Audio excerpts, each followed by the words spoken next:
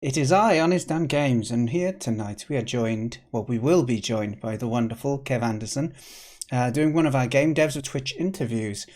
We have done 10 of these now. I think this will be number 11.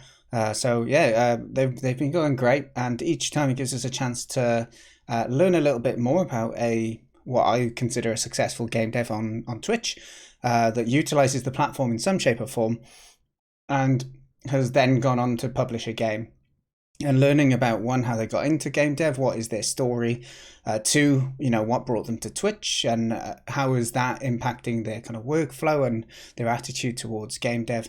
And then finally, three, we find out about the kind of experience of publishing a game. And then I get a bit at the end to try and play their most recently published game. Today we're going to be playing a game called Hoplegs. So, if you haven't found Hoplegs, let's get some information in the chat about it first before we get started and get distracted. So you can find out more about Hoplegs here if you're interested in following Kev as well. His Twitch page is there. And you can follow him on Twitter there as well if you're interested in doing so. We will be jumping on a call with him pretty soon. But in the meantime, let's just have a quick greeting to all of the wonderful people in chat. So we have Halsey, congratulations on being here first.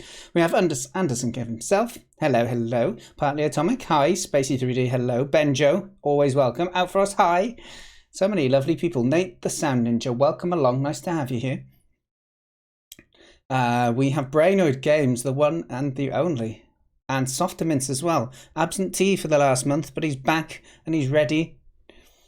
Well, is he ready? That's the question. I'm forcing Softermints to join the Honest Jam.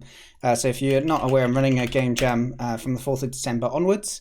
And yes, I have forced Softermints, even though he's never made a game before, to get involved in that. So we have to keep peer pressuring him to make sure that he does follow through with this now. He's got 9 days, 2 weekends. He'll be fine. And we're finding out also that Nate the Sound Ninja did the music and the sound effects for Hoplegs. Well, that makes even more sense why he snuck in right behind you. Welcome along, Hopleggers, we will call you for now. Okay. Just making sure I haven't missed anyone in chat. No, it looks like we're all good. And also, Spacey, I know you're feeling poorly, so feel free to just lay there feeling terrible, gently listening to the dulcet tones of myself and Kev having a conversation. You'll be very pleased to hear as well that I have a bad tongue/throat, so I'm going to try and talk a little bit less than normal and let the person I'm interviewing talk a little bit more. I know it's hearsay, isn't it? What is that? What sort of interviewer does that? Actually listens to the person who's talking to him. Madness. Anyway, without further ado, we are going to jump into a call with Kev as long as he's about. So I'll give him a call and then we'll make sure audio's all hunky-dory. Normally I'm a little louder than them, so I might just adjust my mouth noise a little bit. And yeah, we'll give Kev a call now. Hello. Oh, he's loud and he's clear in my ear holes. Hello there, Kevin. How you doing? Am I too loud? No, you are in a good way. Normally I'm trying to bump people up and I can't get people loud enough, but I think this sounds good. Can you give us introduce yourself as a sentence just so people can gauge the sound levels if you would? Sure thing. Hi, my name is Kevin. I like to make video games and like to read books, take long walks on the beach. And all of them at the same time, I've heard. Yep. Yeah, that's a classic, Kevin. Yeah. I have 2 hands and 2 legs, so that's what I use them for. Making games, reading books, and walking on beaches. That does sound really reasonable. Okay, we got a little feedback, a little bit loud. So I can take that down, not a problem. You don't need to change anything. I can just do it via OBS, okay, cool. Not a problem. Perfect. Okay, so I think we're probably sounding quite even at the moment. So first off, hello there. Thank you for joining me today. A very nice evening to you. I believe, are you based in Sweden? I am. You are, yes. I thought as much. So you're an hour ahead, so it is evening. I've been speaking to some American, and I say good evening, and it's like midday for them. But no, we're roughly in the same time zone as well. And I was checking a little bit on your page as well. I'm not trying to stalk you at the moment, but I've been to the one place I've been to in Sweden is Malmo, which I think is you. Are you roughly around that area as well? Yeah, that is where I live in Melbourne. How? Yeah, because Natalo, a friend of the stream, is from Malmo, and so like long ago when I visited a few places in Europe, and I went up to meet her, and yeah, so I that's the one place I know in Sweden. But it's nice to. I know it's not a massive deal, but it's nice to actually meet someone else from there as well. But I think it's pretty cool that you've been there, actually. Yeah, I mean, it's other than the fact that it's so close to the border. It's not like Copenhagen. yeah. Isn't it Yeah. like an hour or less on on the train to go Yeah, straight over to 30 Copenhagen? minutes. Like, it's very short. Yeah, but other than that, it's not like a massively touristy place, right? So yeah, I'm glad I've been to the city you call home anyway, at least. But Yeah. okay, so what I normally do is I give a brief introduction of what I know of the developer I'm interviewing, and then I'll let you give a bit more detailed information anyway. So my understanding, I don't have a long history of following Kev on Twitch. A lot of the people we've spoken to are people that I first met ages ago, back when I was able to stream more full time. But Kev has been someone I've come across on Twitch more actively in the last couple of years. And I caught his streams when he was actively developing a game called Hoplegs that looks like the most frustrating platformer that you're going to see me fail on later, which I'm looking forward to. But what I really liked about it was one, like a nice, you get the hook of the game immediately. It's presented right in front of you. And it looks like something you want to give it a go yourself. Then combine that with Kevin being very funny and entertaining and engaging on stream. I found him a nice person to watch within the game dev community on Twitch. He has some history releasing other games as well. We'll get into that a little bit later on. And the other thing I know about Kev is he has the Dumb Ideas Club, I think it might be called, which is something I've seen him stream recently where I'm sure he can tell us a little bit more about it later on. But it seemed a place where you can just explore and be creative and try and make games that may not sound like the best idea on paper, but it's fun and it's a creative outlet that isn't a project that has that kind of weight on you of I need to finish this massive project that I've been working on for years. And I thought that was a really nice kind of positive kind of way to promote working as well, to help people know that it is okay to just do some fun stuff on the side. Sometimes you don't always have to burn yourself out on that one project that is your main focus at the time. But yeah, that was be my general understanding of you. Have I got anything wrong there, Kev? No, that was a very nice description of who I am and what I do. That was very nice. Thank you. You can soundbite it if you want, and just when someone does the about me command, you just will play that bit. Oh, the other thing I should say is you had an amazing, if I remember correctly, little gif of you turning around and saying like thank you for the follow. Some weird, slightly creepy animation. I have like two of them and like zooms in on my face. Yes. And like some random letters are capitalized because reasons. Yes. I have like a folder of like 15 like GIFs and images of me just like waiting for me to use them. Well, that sounds like something to tune in for sure.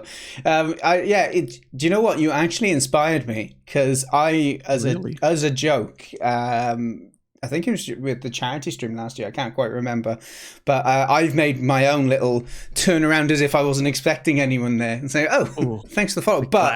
But I think someone has to follow to see it. So we'll keep an eye out during the stream to see if it pops up. I used to have it on a button. Well, I got rid of it. But you know that you are an inspiration for that. You're probably expecting to be more, inspirational for your game dev qualities rather than the face. You have a nice kind of animated face. But it's a good start regardless, right? That's what people say. Like I have an animated face, and I love it. Like it's the moneymaker. Yes, and people remember a face as well, don't they? You gotta diversify your income. So if game doesn't go too well, I have the face. Yes, I'm sure you can make tens of dollars with that face. Like I'd be okay with that. Like what if like a professional game developer, but like 90% of my income it comes from my face. Like hire my face sort of thing. Yeah. Okay, this is an interesting business model that we should probably take off stream, so too many people don't steal this great idea. But okay, Obviously. okay. So messing around aside, I guess I should talk about some serious side of things, right? So yeah, normally what I'd like to do then is just to have a bit of an insight into why are you a game dev? Like what got you to where you are now, in a sense? Maybe like Hoplegs aside, we'll get onto Hoplegs in some more detail later. But like, where did your interest and kind of start, and when did you kind of make more of a kind of active attempt to pursue game dev as a main kind of driving force, I guess? Yeah. So when I was like 15, I think, yeah, 15, like you're looking through all these like books and catalogs or whatever of like schools to apply for. And I was like, oh, what do I do? Do I want to live in this small town? I'm just a small town boy, you know? Yes. And I was like, should I stay here for the rest of my life, be a car mechanic? Then I like scrolled through like the third catalog and there was like game development. I'm like, I like this. Then I closed them up and like put all of them away. I'm like, that is what I want to do. Because I like playing mainly Halo 3 in the Mm. Forge, where you make your own like levels and stuff. That is what I did. I made levels and forced my friends to play them. So I was like, I like that stuff. Yeah. So and I was like, I'll give it a go. And I just didn't stop. Like it just kept on going, like game ideas and like making stuff, learning new things. Yeah. Yeah. And then I applied to another school that was like on a higher level that was more prepared for um, work, so to say. Yeah. Yeah.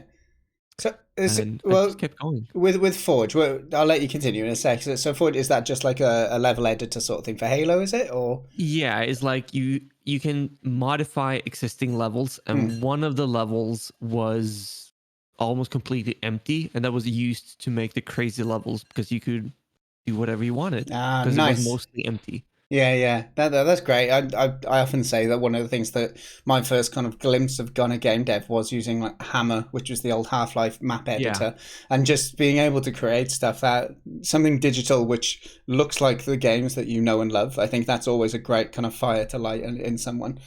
yeah. But so did you say game dev was in a like a career catalog though? That's interesting to hear.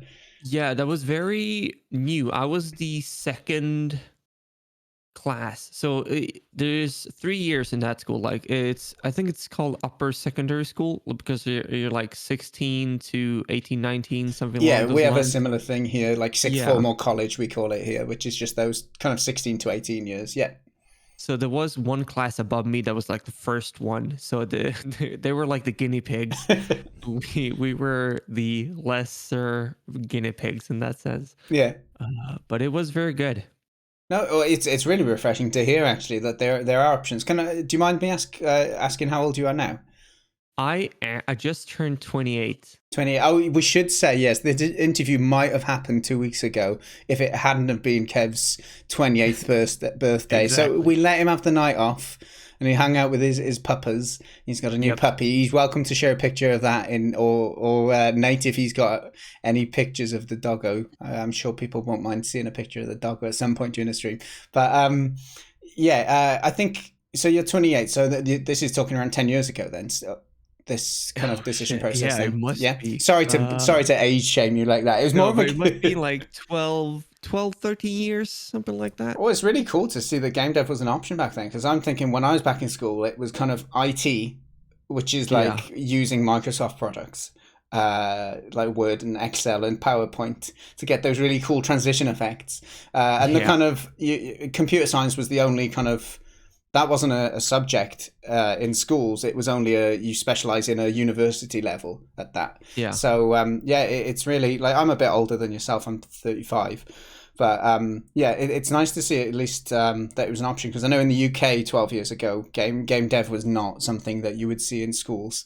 It's only within the last kind of I'd imagine the last kind of 5 years or so that computer science is starting to be commonplace in schools. So, no, okay, Yeah. that's cool to hear. So, you took it from there. So, you went to the kind of next level of school you to kind of pursue it further.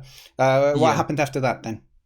So that school was very popular among like game companies. So after 2 years of that school, because it was very intense, it's called the Game Assembly, and so at the end of the 2 years, there was, or after 1.5 years, the companies are allowed to visit us in order to set up like internship and so on.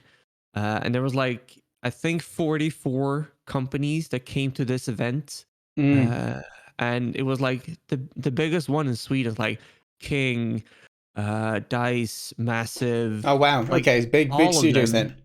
then. Yeah, very big. Avalanche, all of them, and smaller ones as well.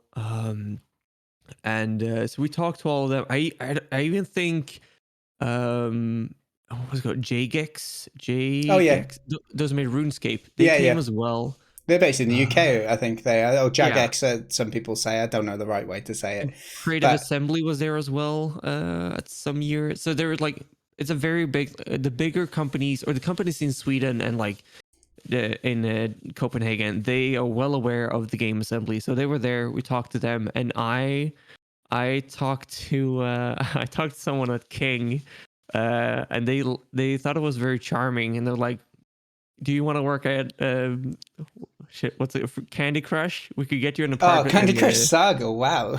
I was like, "Well, tempting, but I don't want to." I said to them, "I don't want to start at possibly the best company of my like. I don't want to start there. I want to like everything would have gone downhill in terms of um like salary and Yeah, I guess the everything. environment, yeah, and the kind of Yeah, they would because probably give you a decent work environment that would be it'd be hard for you to leave. I guess is a nicer exactly. way to say it that you don't want to tell them. I guess. Yeah. So this is by no jab, like no jab at all to the ones that I went with, Oh yeah, but you have to say that now. Crikey. yeah, I went to Zoink. I got an internship. They recently released a game called Lost in Random and Wavetail. And back then, I Oh, so I worked. sorry. Yeah, I knew the name was familiar. Someone recently mentioned this, and I looked it up in work. It's like a dice-based kind yeah. of. Yeah, yeah, yeah. Oh, yeah. Um, That's quite cool. so the first game that I worked on there was Zombie Vikings. That was like a co-op brawler with adventure game. Like it's very what do you say? Uh, story based with characters, a lot of characters, and very like haha funny. Hmm. Uh, it was an amazing project to work on. I worked as a level designer there. Hmm. And then after that project, I became a producer. Oh So wow. Okay. I handled the portings and then like the other projects that we went on with, like Flipping Death is another one, like very point and click type of puzzle and story, but in with a platformer. So you like play as Death's intern and Hmm. you like possess people. It's very cool and funny. Like one of the writers of Adventure Time helped out with the story. So it was a very fun project to work on. And then outside of my day job, me and another colleague and two other people, we made a game called Alva's Awakening, which is a 2D Metrovania, 2D pixel Metrovania, where we stay within the NES restrictions, How d- except for widescreen. how do I spell that? Alwa, ALWA, Awakening. Thank you. Alwa's Awakening. Yep. Got it. Sorry, Uh, you can continue. It's just so I can have some yeah. reference stuff to what you're talking about while you're chatting. Thank you. Yeah. So that is what we worked on, like off the clock, so to say. And then we Yeah. released it and it was fun. And a year after that was out, we decided to, like, we got so much positive feedback. People liked it. We got fans. They were Mm. like, let's just give it a go. So we went full time to make a sequel and port that to Switch and so on. Because the Mm. Switch came out, was in 2017. I'll trust you on that one. It sounds about right. I think it is something like that. And 2018 is when we decided to go full time, or I don't know when exactly it was. Either way, So going full time now, meaning you packed in working on with Zoink. Zoink games. Yeah. Okay. Cool. Exactly. How was that for you having to kind of I can understand the excitement towards going full time on a game. Oh, By the way, it was. also kudos to releasing a game that was successful in your spare time. It's really nice to hear that. Thank you. But how was that process of leaving? Were you ready for it, or was there some kind of sadness to it as well? I don't think you're ever ready to make a step. Like you should be, but I don't think you ever are. I mean, Mm, I was at Zoink for 4 years, and I felt like I'm ready to like move on, because that was it. Right now, like Zoink and another company called Image of Form that made Steam World games, those were like buddies, like best buds, the bosses, and they are mm, now Thunderful, like the big publishing company in Sweden. And that right. was like in the talks before we left. Yeah. And when we left, uh, it was like the end of two projects almost at the same time. So there were a few people that left, and some of them were like quote key people. Yeah. So it was only natural when we left that they started doing the merge thing, like starting Thunderful. Um, Yeah, I've seen that so myself in my day job. That it at the end of a project is definitely that time where people think, right, now is a fair time for me to consider if I was thinking of trying to find a new kind of a new place to work or a new project or just a fresh yeah, challenge. That's kind of when it happens, isn't it? So but like we told them like 5 months ahead. We were like, after the project, we're leaving, and they were like, "Yep, that's cool." Like, that's cool. That's cool. so just to keep the conversation open. But it was so much fun to take that step to do it full time. It was Yeah, scary. We got this good friends that had an office that we could like rent a corner. So we it was very real to like do it full time, rent out a little like corner in office, yeah. and just like go for it. And that was Having a space, I think, makes it feel that bit more like you're taking it serious, right? Rather yeah, it than still working felt from like a home. job. Yeah, yeah. You know, you can tell a stranger that you're on the way to work, and they respect. It sounds more respectable, right? I got my own company, Yeah. with an office. They don't have to know the details, but yeah. Yeah, yeah. So that was very fun and cool. And I was in a place in my life back then where I only had my job, so to say. So that was like the only thing that I did. Mm, First one to get there, first one, and last one to leave. yeah, And that was so much fun because I ported Alva's Awakening to Switch.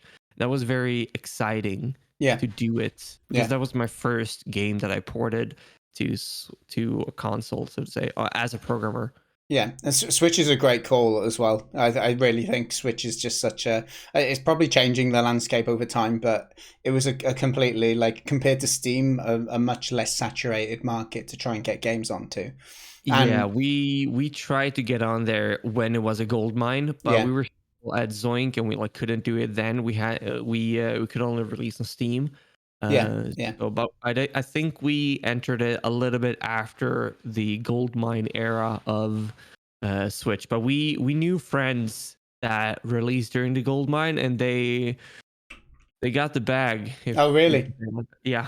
Wow. Yeah, it's timing is such a huge thing in so many of these things in life. Whether Oh we're yeah. looking at cryptocurrency or whether you're looking at just these new trends, Yeah. and It's scary. yeah, technology or VR, I guess, is another one. It's not quite the same as Switch in terms of its kind of audience. I think there's definitely money to be made there. Don't get me wrong, but I think it's the same with VR and Switch that the people who invest in this hardware tend to be a bit more willing to spend money on their games as well. I feel like they've invested in something, and so investing more money in new games to justify the fact that they bought this kind of this nice accessory for gaming in a sense. Sorry for calling VR and Switch an accessory for gaming, but hopefully you know what I mean. It's a bit more. You, I would do Yeah, I would do that. If I bought a VR headset for that much money, I yeah, would totally spend more money just to justify it. It was a good purchase. yeah, yeah. I'm happy with my choice. Yeah, and also I think when there's new technology like VR, you're kind of excited to see. Oh, look, this game looks like something I've never experienced before, and to be like on that cutting edge, the front line of kind of technological developments and ideas, can be quite exciting for some people as well. I think. Yeah. Yeah. So that sounds great. I've got loads of questions already. I'll let you finish this line of the story, and then we'll backtrack a little Yeah. bit. So I'll you try to wrap it up a no, little no, bit. no. But I've got time. I'm happy to chat. It's not a problem. Okay, I was doing Alva's Awakening. The company was called, or is called, Elden Pixels. They're still running. Mhm. So we worked on the sequel and so on. We got in an internship. It felt real. And then after a while, I was like, I think I want to do like my own thing, like alone. Mm. So So I how decided big were the people involved in your current team at that point then? we were four guys making Alva's Awakening, and then we leveled up to be like six people for the sequel. Mm. Not everyone full time, some of them are contract, but still six people in the project. And after 18 months, I decided that I wanted to like step back and like do my own smaller things of Mm. like my own projects. Because in terms of like the long term vision of the projects and what we're gonna do, I was like, I want to do this direction, and it felt more natural for me to go out of that Uh, to do my own thing and Well, let what was them your keep going. main role then at this point? Then I were was you go lead on? programmer. Okay, so yeah, I can see if you're because that's the one thing I was going to draw back to, and I still will go back to it later. But the fact that you've both been both designer, producer, and a developer, it's kind of I can Yeah. imagine that you enjoy wearing all of those hats. So maybe being confined to just one of them am I right to assume that could be a driving force in why you wanted to go on your own a bit? Yeah, and also I wanted to like if you have your own company, if you do it full time, you should like put your time into it. And I wanted to like spend time doing like dumb ideas that might never lead to something, and that wasn't the best if you like see your money like go every month like it. So it felt like I was like kind of wasting people's time. And I knew that we had like a very talented programmer, the intern, that was like he could step in and like take over. Hmm. So I knew that I wasn't leaving them in the ditch. Yeah, yeah.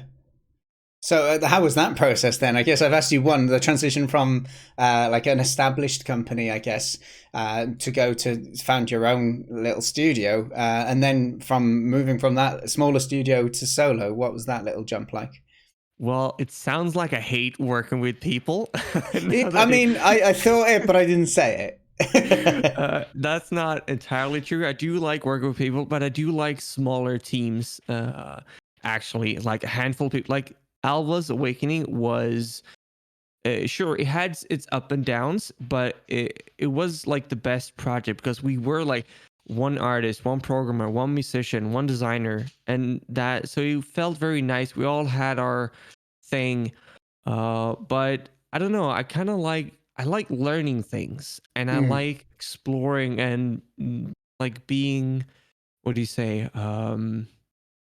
What's the word? Flexible. Like mm, I get a good idea, I can just twist the entire thing and go that direction. And I felt like how we made games at with Alva's Awakening and the sequel, it was very like pre-planned for a long time before we like did too many changes. And I want to be yeah, more flexible and be like follow the fun. yeah, Not saying that we didn't do it back then, but for now, for my own things, I wanted to be like very yeah, follow the fun, which leads yeah, me to doing my solo thing like WhyKev and starting streaming, yeah. being very open with the development because on some level I've come to terms with that I'm sort of like a diva and I want to like be in the center of attention.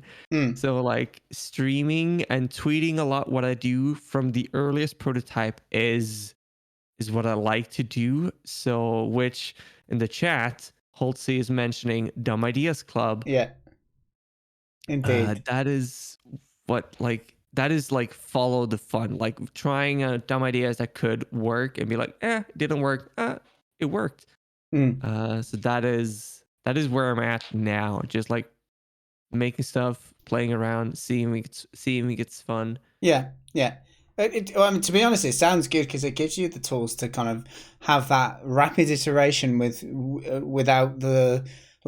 Normally, what happens, right? Design will come up with something. We want this. They write a document, then engineering. It'll get scoped out how long it'll be, and then engineering will look at it, and then they might go back to design, say, oh, we need to tweak here a bit, okay, and then they do it, and then they pass over a first iteration, but to design play with it, and then they go, oh, actually, yeah, not too sure. Maybe let's tweak this, and it's this back and forth. Like the other engineers might be on a different task now, so it can be a delay, and it sounds in a way that you've got the tools to kind of do it all yourself, which also means it's a bigger workload.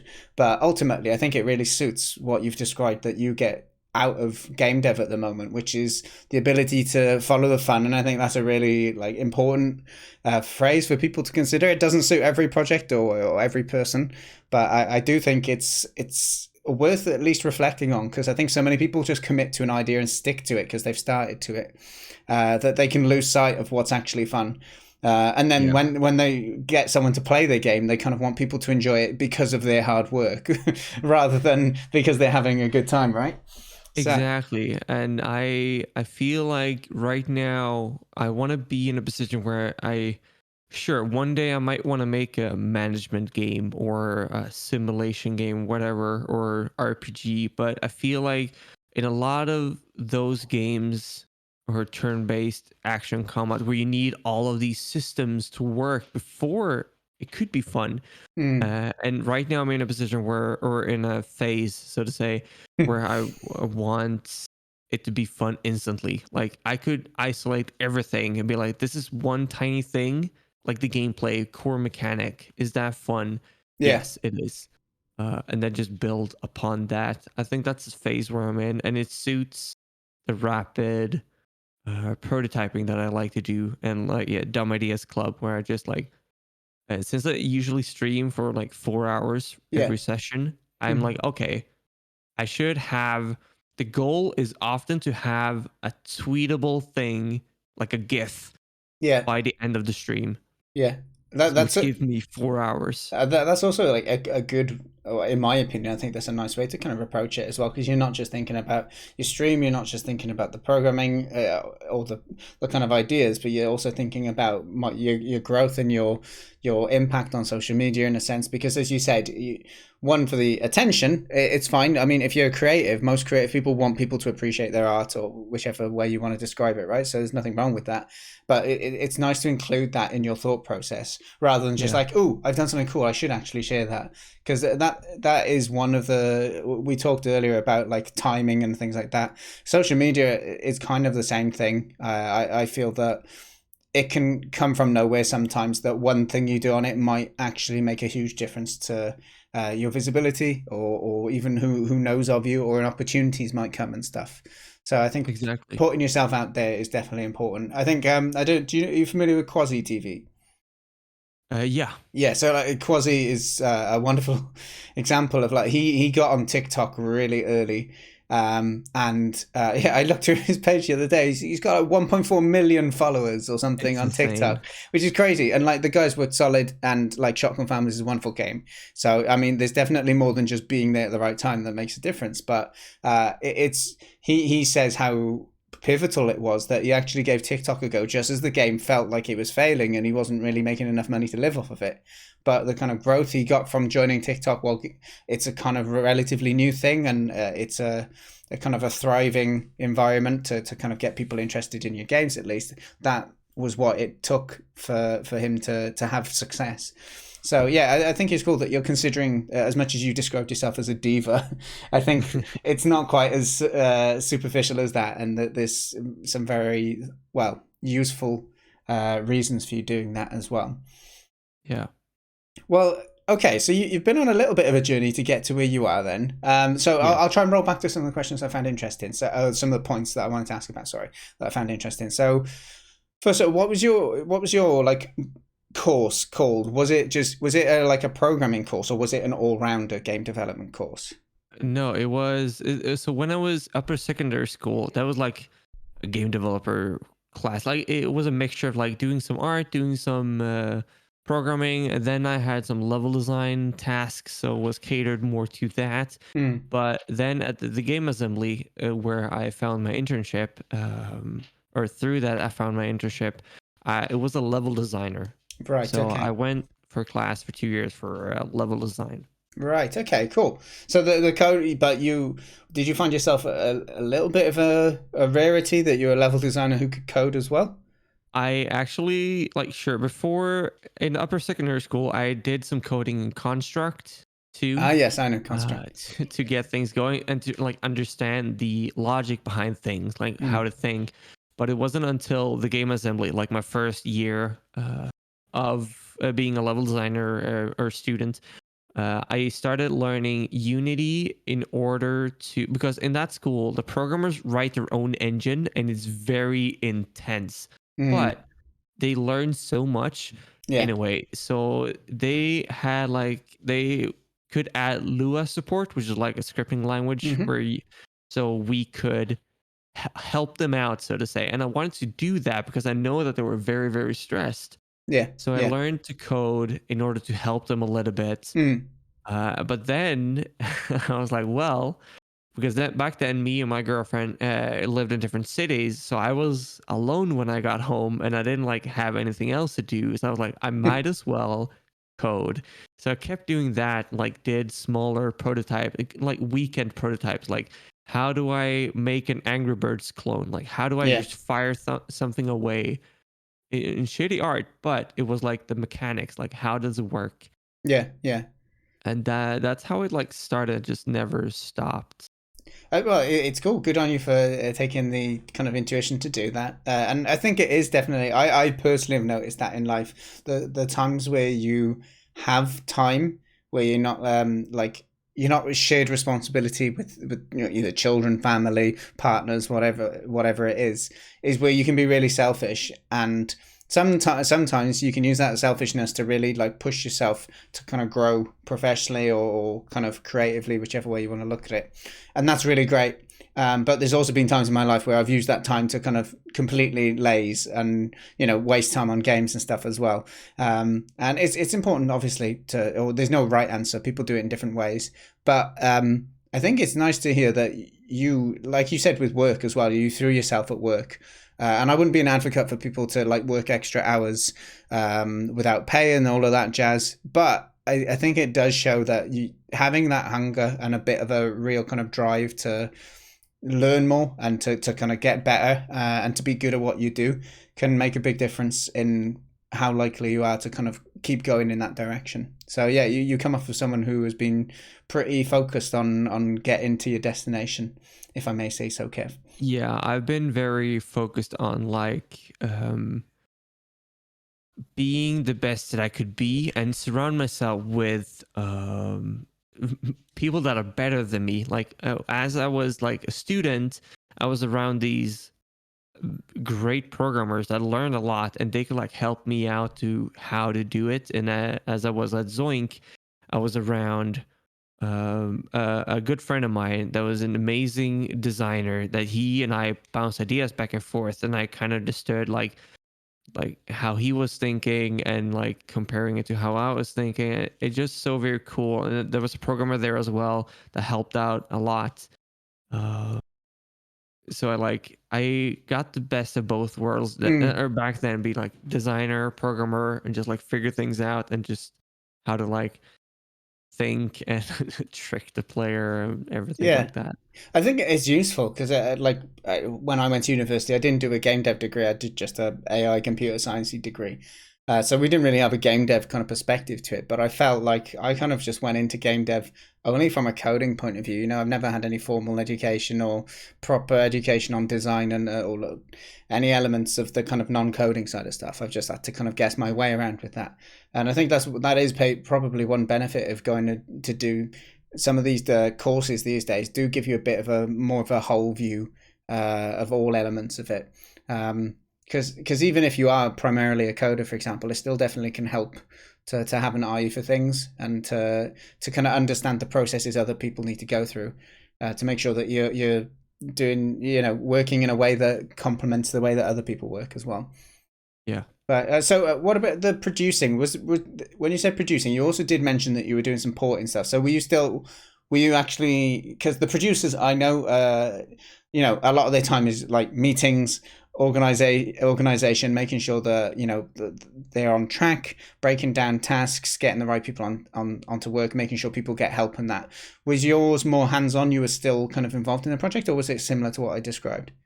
Well, it was a mixture of, well, I was keeping track so everybody was like, I was making sure so everybody was on track and that like person A got finished with their task in order for person B to pick that up and continue with it and all that Mm, stuff, because it was very interesting, like projects that we had, like zombie Vikings and like flipping death, whereas like there's a script, there's a lot of cutscenes, all the characters need to be rigged, characters need to be drawn, mm, and yeah, voice actors need to record. It's like there was a lot of these different um uh, disciplines like needed to like um what do you say, like the puzzle, everything needs to work smoothly. How do you say this, I need to make sure that everyone was like finished on time in order for next person to pick it up. yeah, It was a long, it was interesting. It was a learning experience for sure, but it was also in a lot of meetings because like we at Zoink we made two games at the same time, and one of them was published by EA in their like EA Originals program. So it was in a lot of EA meetings as well. yeah, And at some point we were making a game with Disney as well. So I was in a meeting with those as well. So there was a lot of like meetings here and there, yeah. everywhere, and But voice actors. how do you find the? I guess this is maybe not directly related to the production side of things, but for you? Do you feel that it's been instrumental or very useful, at least for you, to be involved in these kind of professional environments, to kind of see how things are done in order for you to pursue your kind of solo journey now, or do you feel that it's nice, but it's not? You could probably be doing indie stuff regardless. For me, I think it was necessary because like I got me and so it was quite funny. The guy that I worked with, that we made Alva's Awakening together. Me and we were four people, but two of us worked together. Michael, and he was the marketing manager at Zoink, and I was the producer.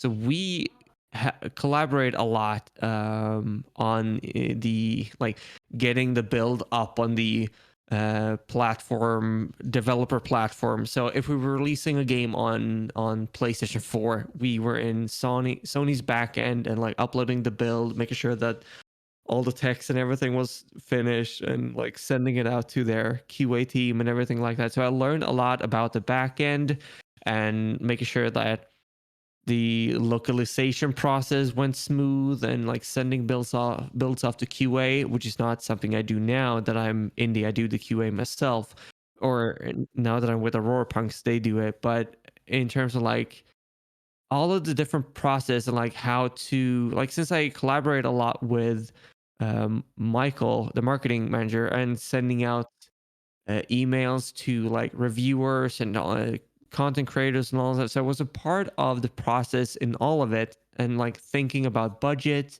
and time management. So I think I use a lot of that today, that mindset at least. So it was very, I think if I wasn't a producer, I think I would overscope a lot of my games actually.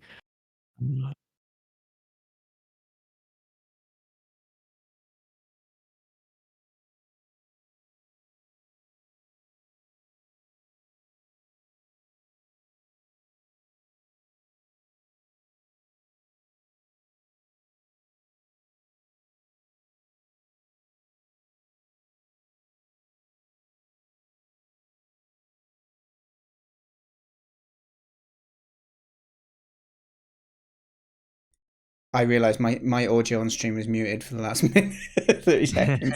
I muted it while trying to type to someone. Oh dear. Okay. I'll roughly just repeat what I was saying. So sorry, Kev, for the repeat. Thank No you, worries. chat, for shouting out.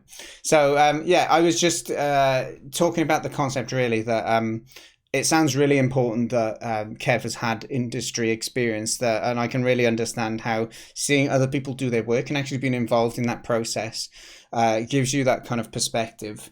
And even if you're not like a master or working individually on your own in these different areas, just that exposure and understanding of them can help.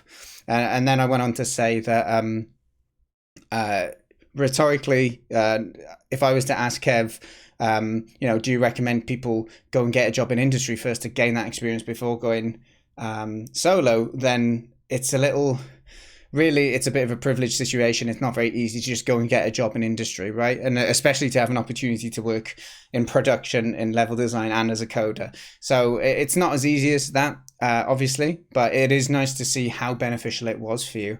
And sometimes for those people who are maybe feeling like, oh, I really just want to make my own games, maybe they have that feeling that you do, where you want to take your own direction, you want to work at your own pace, and you find it difficult to work in, maybe not true for you, but broadly speaking, people find it challenging to work in a team where you're on the same project for a long time and you have less impact on the direction of things. Maybe it would be worth for those people not to rule out working, trying to get a job in a different studio just to build up those. A bit of experience and see how people who do it professionally do it in order to then feed into their individual careers, maybe, and solo adventures further down the line. Sorry, that was a massive wall of text for you, Kev, because you hit it twice. Yeah, no worries. But if I would answer it, yeah, I would.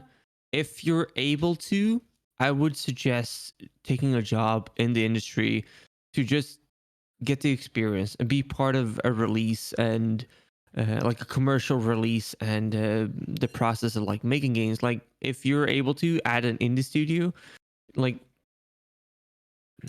I was very into helping out with the when we had external QA come in and set all that stuff up and be part of like meetings if I could to like learn. But if I wasn't able to get a job within the industry, I would suggest making small games. Don't make your dream game right away.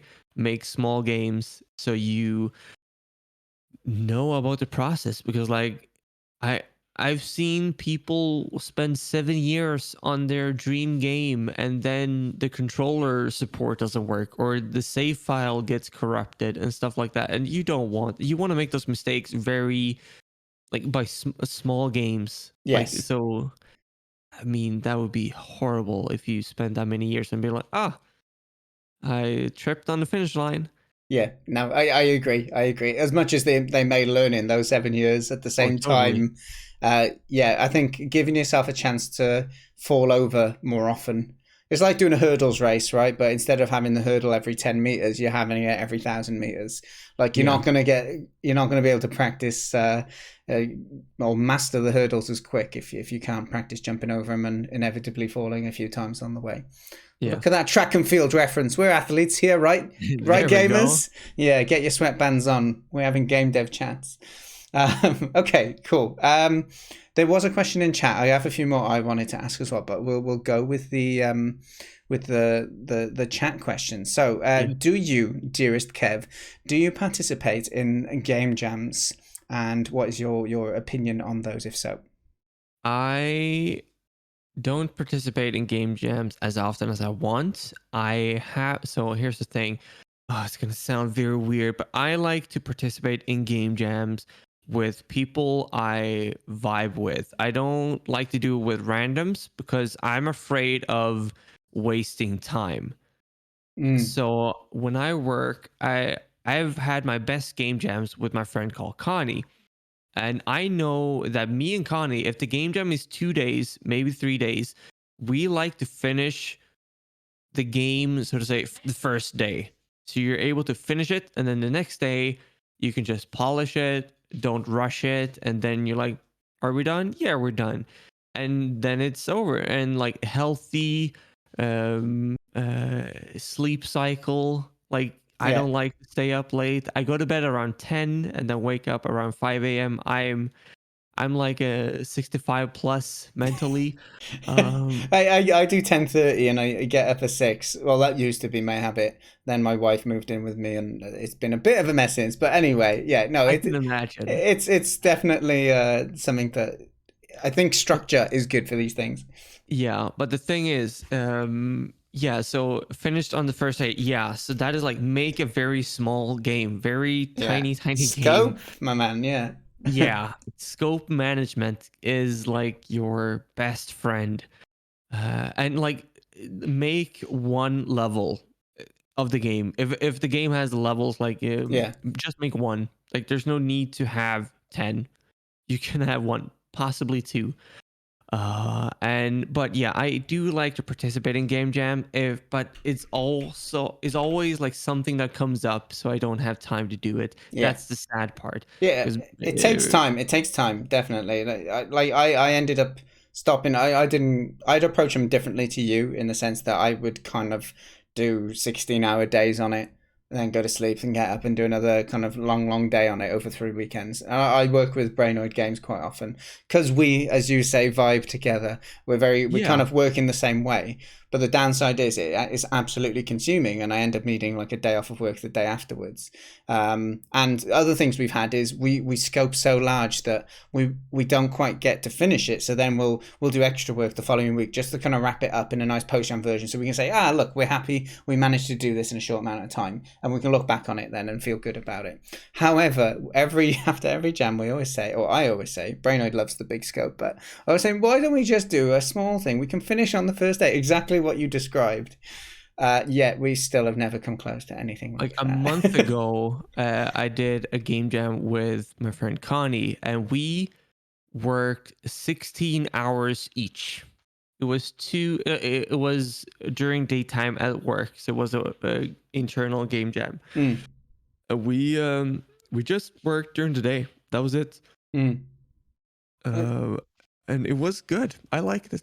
Yeah, yeah. Well, to be honest, with my so you probably heard me plug it earlier, but I'm hosting my own jam next month, and that's one of the things I try and do with Honest Jam is instead of doing it over a short weekend, I'm now kind of like as of the last one at least, and this one coming, I'm doing it over a longer period.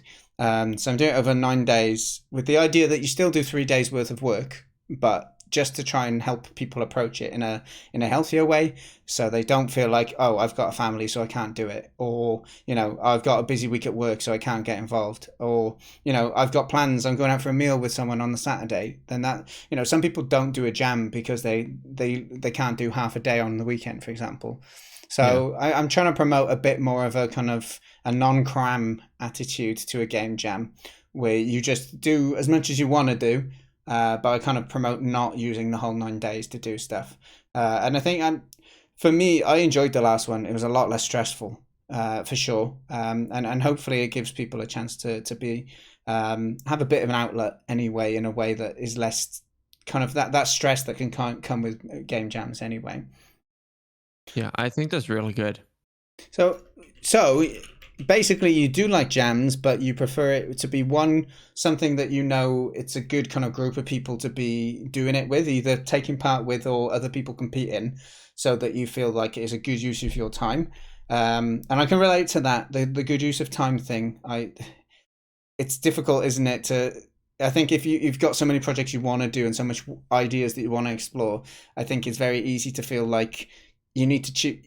You can't do everything, and so you do need to kind of like draw hard lines everywhere. Otherwise you'll just end up exploring every route and never getting to the end of any of them.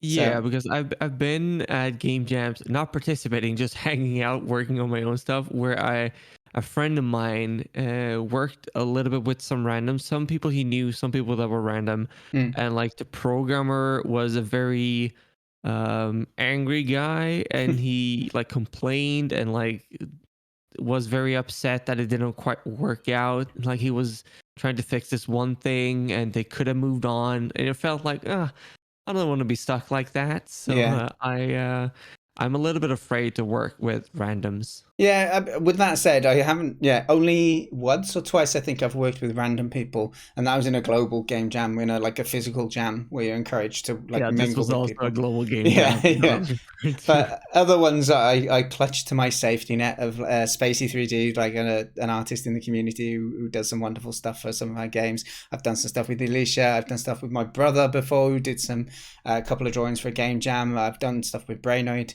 a developer who is here on Twitch as well, and a friend of mine. So I kind of stick to those people that I've kind of worked with in some capacity already, because it gets rid of that kind of uncertainty, or that like there's enough that can go wrong anyway, I find, anyway, right, with a Well, yeah. jam. So you don't want like dynamics between people to get in the way of that anyway. But there we go. We asked a question, chat. I actually listened to you, and I asked the question that you asked me to ask. If you've got any more questions in chat, do let me know. Just tag me in the chat so I can see them. And I'm going to just go through a couple of other questions. We are at 7:05 my time already, so we're probably around just under 10 minutes away from an hour. So I don't want to keep you too long, Kevin. But I will No try. worries. I'll fly through questions, but if you do need to shoot, just feel free to say, "This I is my will. last question." It'll be like a press conference with Kev. One more question, please. Okay. So the Switch version we talked about earlier, like the kind of opportunity kind of putting on to Switch. How have you found that for you? Is it something that is as fruitful as it may be perceived from the outside, or is it kind of chilled out now and it's a similar kind of demographic as something like Steam? I think it's not as hot as it used to be. It's Hmm. still the platform. Like if you release a game, everybody's gonna be like, what about the Switch version? Like you can't avoid it, so you have to do it. Hmm. But it's not as hot as it used to be because I think like the game comes out and it has to do really well in order to get some visibility on the store page, and which is or the store, which Hmm. is scary. But I still like it. Yeah. Yeah. Uh, How would you measure the kind of the time investment for you to port? I imagine you use Unity if I remember correctly. So does that yeah, help? I think Unity has some tools to export stuff, if I yeah. remember correctly, at least. The process of like getting it to work and all that stuff, it's good, and they're like. I don't know how much. I think I can say it. Like there are example codes that you can like look at and be like, okay, this is cool to just get going off the bat. Like the original port for Alva's Awakening took like 5-6 months, I think.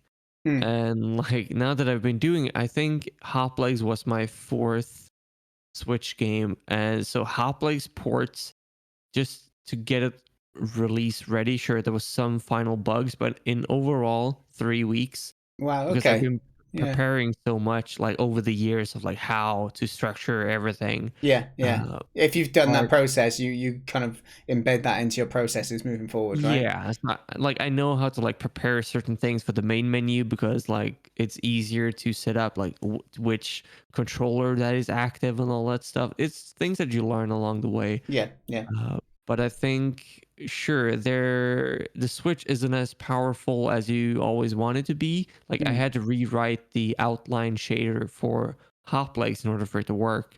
But it's still like I really enjoy the Switch, like playing on the Switch, like developing for the Switch. I do enjoy it a lot. Cool. Okay, that's good to hear. That's good to hear. And I do think it's nice to hear that it took you kind of less than a month to do it. And that reminds me of something when we were chatting while organizing this, that you mentioned before that you'd finished Hoplegs. You weren't like working up until the deadline, the very last minute, trying to fix and finish your game, in the sense that you kind of finished the PC version of Hotplex at least with a bit of time to spare, and then gave yourself a bit of time for like marketing leading up to the release.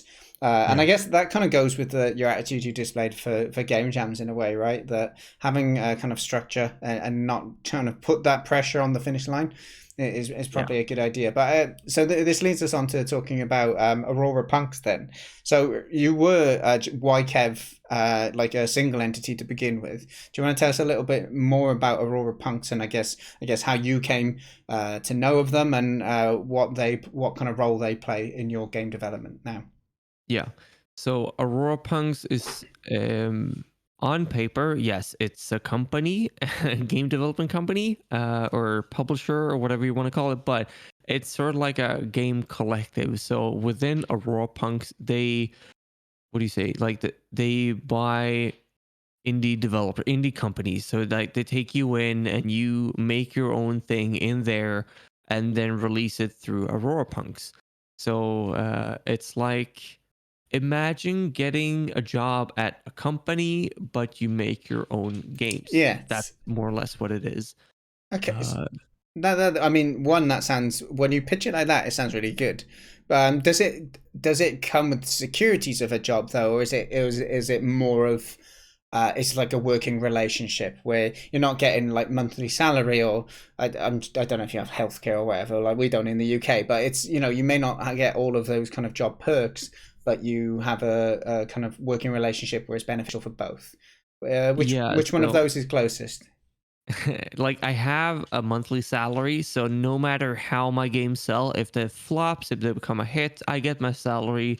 I can That's great. relax. And so what's good is that there's a QA team, there's a marketing team, like a release team that updates the store pages and so on. Hmm. Like if I want to, I can be as involved as I want in the other aspects of it, but I can, if I want to, I can just make my game, and that's it. I Yeah. make my game, and then they make sure that the right people see it and get the game to events and so on.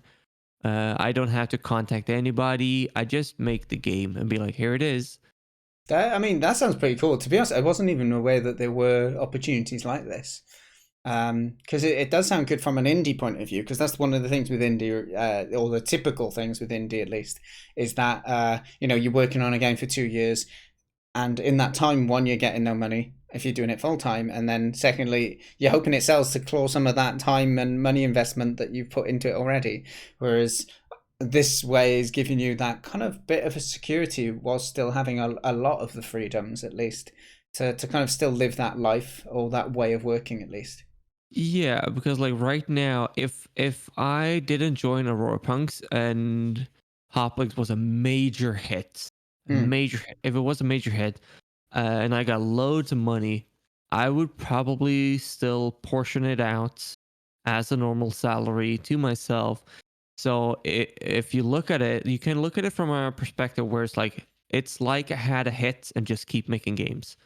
Yeah, no, this is interesting to hear about, because as I said, yeah, I wasn't aware of it. So how did you come across them, or did they approach you? What's the They approached me because like as I mentioned before, my friend Connie is in Aurora Punks already ah? working on a game with the team. And so when I released Hoplegs, I talked to him at one point and he was like, the main guy, the one of the founders, or the main founder of Aurora Punks is called Robert. Hmm. And he was like, Robert want to talk to you. He's very impressed with what you do, blah, blah, blah.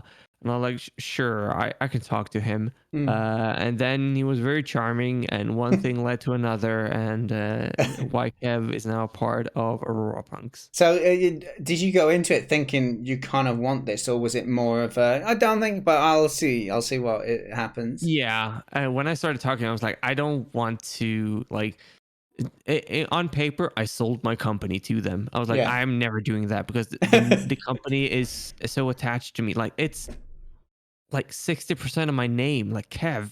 I was like, I'm not doing this. And he was like, I hear you. I get that. I was like, cool. But Um, so, we got a deal going. So I was uh, like, I'll join you. did you need to get like a solicitor and anything involved for that, or was it quite all right for you to handle yourself? What? Oh, did you need like a lawyer or a solicitor to help you with the selling of your business and stuff like that? Or is it something that they helped you with, or? They helped a little bit, and I got my part fixed. Yeah. But it was pretty smooth. Like it was Okay. very smooth. No, that sounds pretty cool. That It sounds pretty wasn't cool. like too big of a hassle to get like details going. Yeah. So it's very easy. So, I don't want to come here and praise Robert too much but it was very easy to be like humans about it, to Yeah. talk about this is what I want. How do we put this in legal? terms. Yeah, yeah. So it was very easy to like talk to him as a person, and then we figured out the details. That's the thing that always daunts me with the bigger you get with anything in life, I think, where you have more reach and more potential for like success or financial success at least. Um, it's just like there's that legal side of it, and I often feel like I'd be out of my depth if it came to a point where I needed to do that. I recently, for the first time, did some kind of sponsored content, and for me, that was like having to sign contracts for that was enough stress of just reading through stuff, making sure I'm not signing anything stupid. Yeah. So yeah, no, it's cool to hear, and I think that's one thing I really enjoy about my workplace as well is that kind of human element to it. Of you feel it's not super corporate, and it gives you that sense of you're working with people who are also really passionate about games, and they're just trying to Yeah. find cool ways for each other to reach their goals, right? Yeah. So I assume that there's some element of like percentage based on your games. You don't need to go into details, but you're welcome to share whatever you want. Uh, Uh, I think I could say like the thing is like since it's a collective, I mm, want the other games to succeed as well because mm, like we can get percentage of like if the collective does well, everybody benefits from it. So the cool thing is that if I want to work with another person within the collective, we don't have to like talk percentage and sign deals and mm, contracts, blah blah blah. We can just start working together if there's time, because yeah, everybody's on the same page. Like we all get a monthly salary, we all get percentage off the collective and all that stuff. So it's nice. very easy to just like strike up a team and be like, let's make this game together. Yeah, yeah. Uh, I mean, so it's that's really cool. yeah, it definitely does sound really cool, and it's been really interesting. And thank you for sharing kind of your story on that regard, especially. It's been interesting talking to you overall, but yeah, it was kind of hearing about this is something I was kind of unaware of in industry, and I'm sure other people listening or watching the stream today will have a I chance. think it's pretty new, the concept, at least in Sweden. Yeah, yeah. Um, so is it like a multinational thing out of interest, or is it just a Swedish based thing at the moment? No, there are some international companies as well. Nice. Some few of them. Nice. Okay. That sounds good. That sounds good. Out for us in chat saying he wants that. I think there's a few people earlier as well saying in terms of There's also like the idea of like what people need to like keep in mind is like if the game does become a mediocre hit and the amount of money that you would have made um would be like, oh my god, I got this amount of money, like you don't get that, yeah. like because the collective does, which is fine, like because you got the security. Hmm. So there's perks of that. Beldrama in the chat is part of the collective as well. Hey, Works with Beldrama. Tommy. Welcome, welcome. Yeah, I mean, to be honest, I don't know whether. Well, actually, I can't speak for everyone at all. But I mean, if I was making an indie game, it wouldn't be because I wanted to get rich. It would be I'd obviously want people to buy it and play it, but it's kind of because you want what you said earlier, right? You want people to play your ideas, to get involved, to see what you've made. It's almost like that attention or appreciate my creativity outlet, you know. So I can imagine that even if you still have a huge hit, there's obviously it would cross your mind thinking, you know what, maybe I would have been a millionaire if I went on my own. However, at the same time, like that's more of a kind of an easily human hindsight thing to think about rather Yeah, than like yeah, because like I know a few people that are millionaires and like they don't seem extra happy yeah, because they are millionaires. yeah, So becoming a millionaire for me isn't something that I strive for anymore. But as I said before, the diva part of me, or the humble diva inside of me, gets to win in this situation where I can just like make games and talk about it because since they approached me, they like what I do of being like open to like streaming and talking about what I do very early on yeah, to test out the idea. So they allow me to just keep doing what I do. I ask them with the new project that I'm working on, like Hoplegs, but with cars. I mm, don't know if you've seen it. I This is what I like tweet about, a stream about, and I was like, well, am I allowed to show it? Because mm, like it was just like Hoplex, the first line of code was written on stream. And I tweeted it out, and the tweet did well. I was like, "This is the next project," and they were like, "That's fine. Keep doing what you do." Mm. For me, this is like, as of right now, I'm very happy. I just keep doing what I do. Yeah, yeah. I think from a holistic kind of what you get to do with your time, how you get to decide what you do. It sounds very ideal for you from what you've described your kind of working ways and your drives at the moment. And I hope that it continues to be like a happy relationship both ways. And also keep in mind, chat, maybe someone like Beldrama or someone else within Aurora Punks is going to have a massive smash hit, and then Kev just gets to sit back and get a good chunk of money from that as well, right? There you go. So it's two sides to the tale there, I'm sure. But Yeah, the good thing is also like we share knowledge. So like we yes, have like programmer meetings every other week, and I could be like, "Oh, I made this system," and they're like, "I know this." Like I got help to like learn some networking stuff, and another person like, "I made an editor that we could use in this case."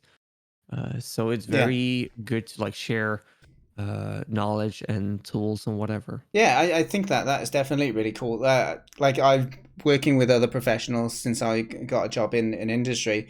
Like I've learned more than I did on my own. It's easy to say that, but it's so nice having other people who've experienced similar things you want to achieve, and they can just make that onboarding process to a certain skill set or kind of area that you're trying to implement just that much more accessible. It's a real benefit working with other people, or at least having people you can draw upon.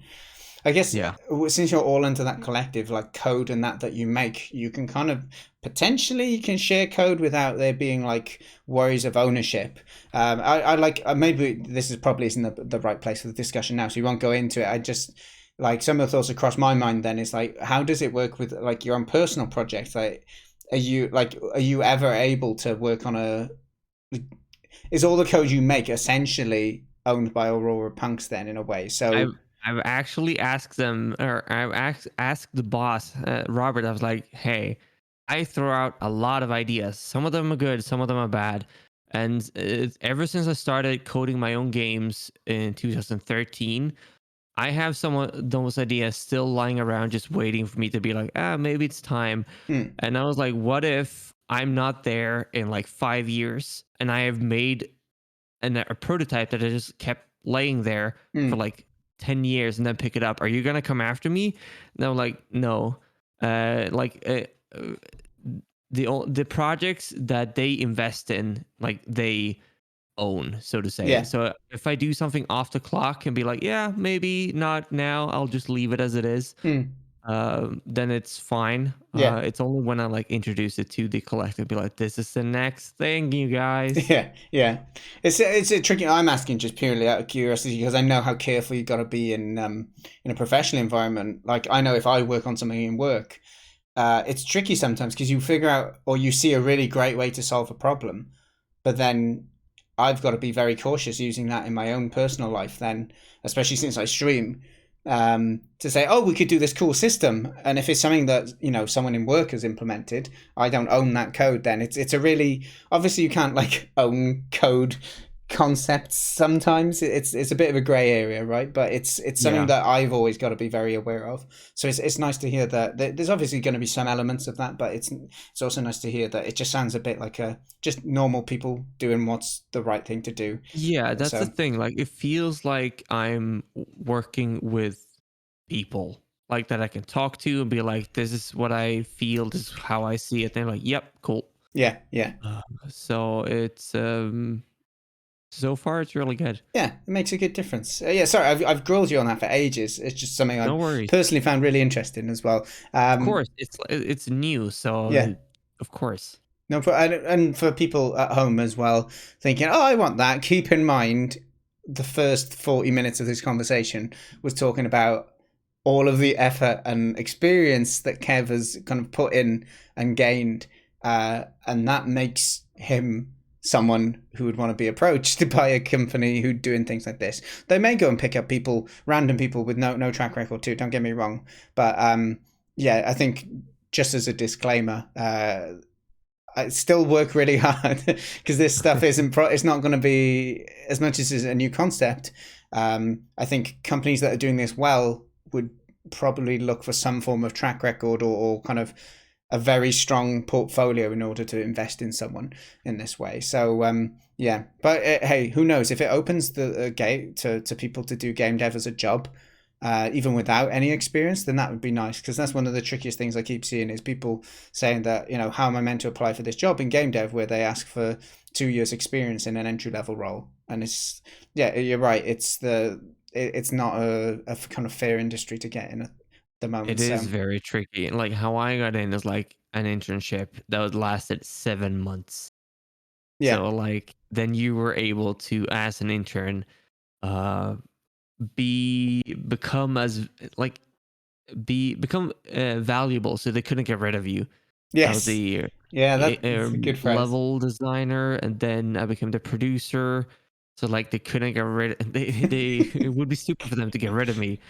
Uh, Yeah, yeah. My Obviously, I charmed them with my yes, smile, the yes, moneymaker. yes. I can imagine that over the shoulder look you'd give him, and just give him a Yeah, little nod and a smile and an all the acknowledgement. late night calls to the boss would be like, "How you doing?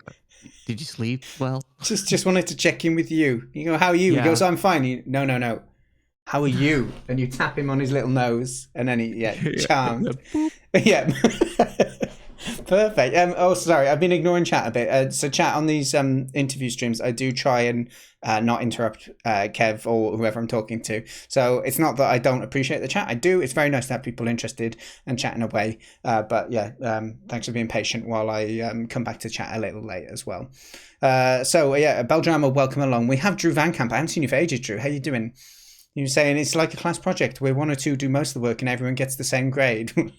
Well, I'd imagine if there's too many of those slackers, they wouldn't probably stay in the organisation for a long time. But asking for an idiot friend, of course, not you, Drew.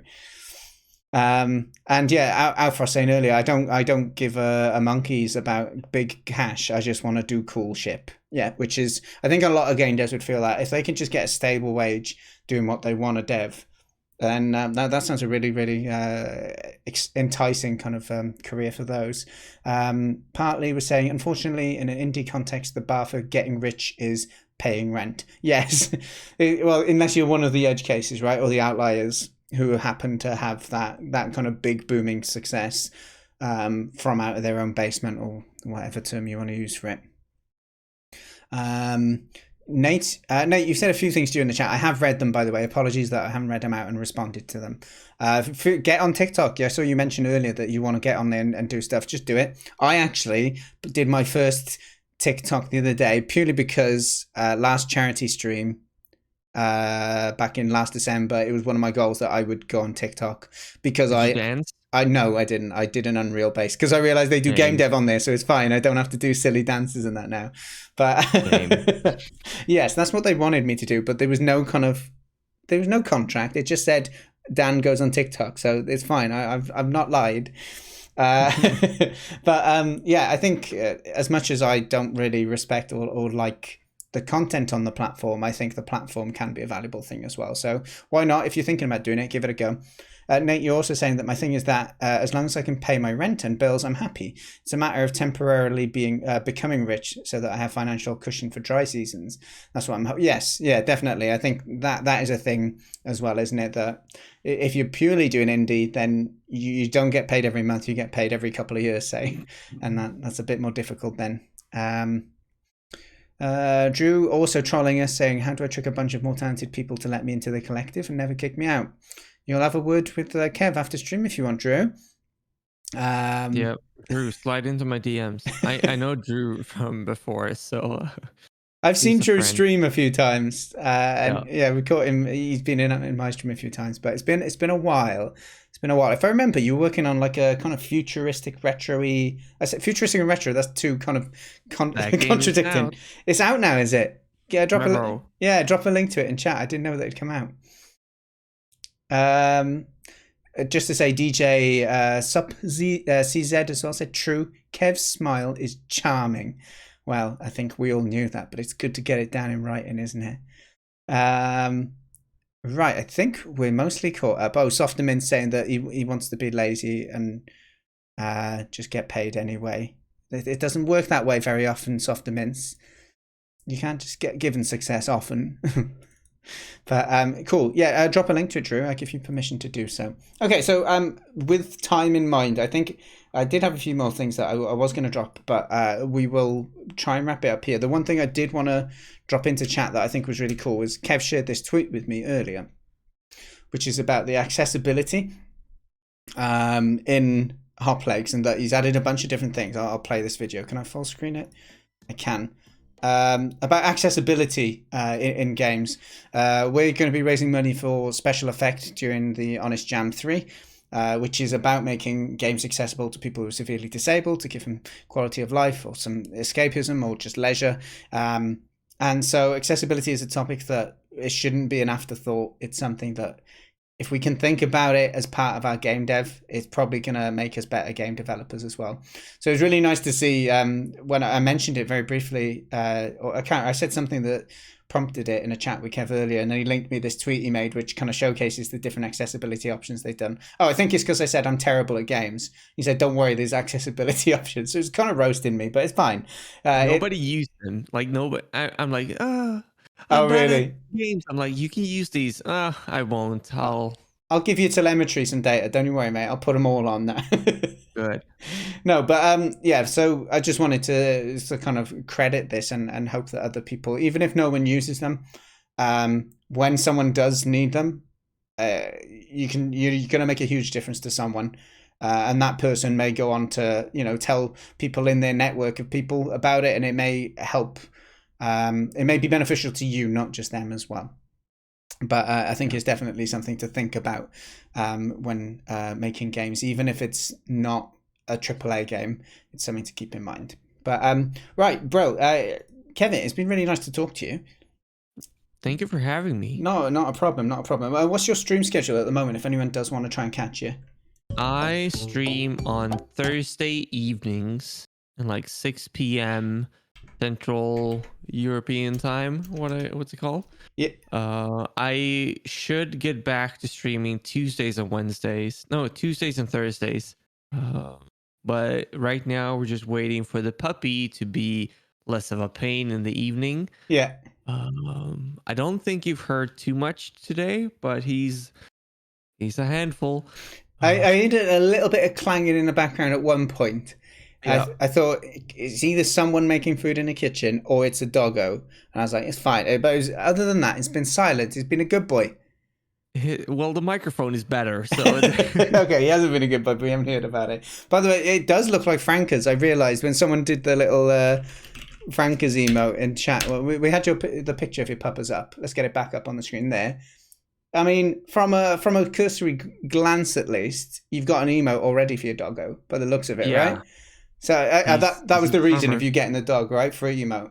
It does make sense. Of course. It totally makes sense.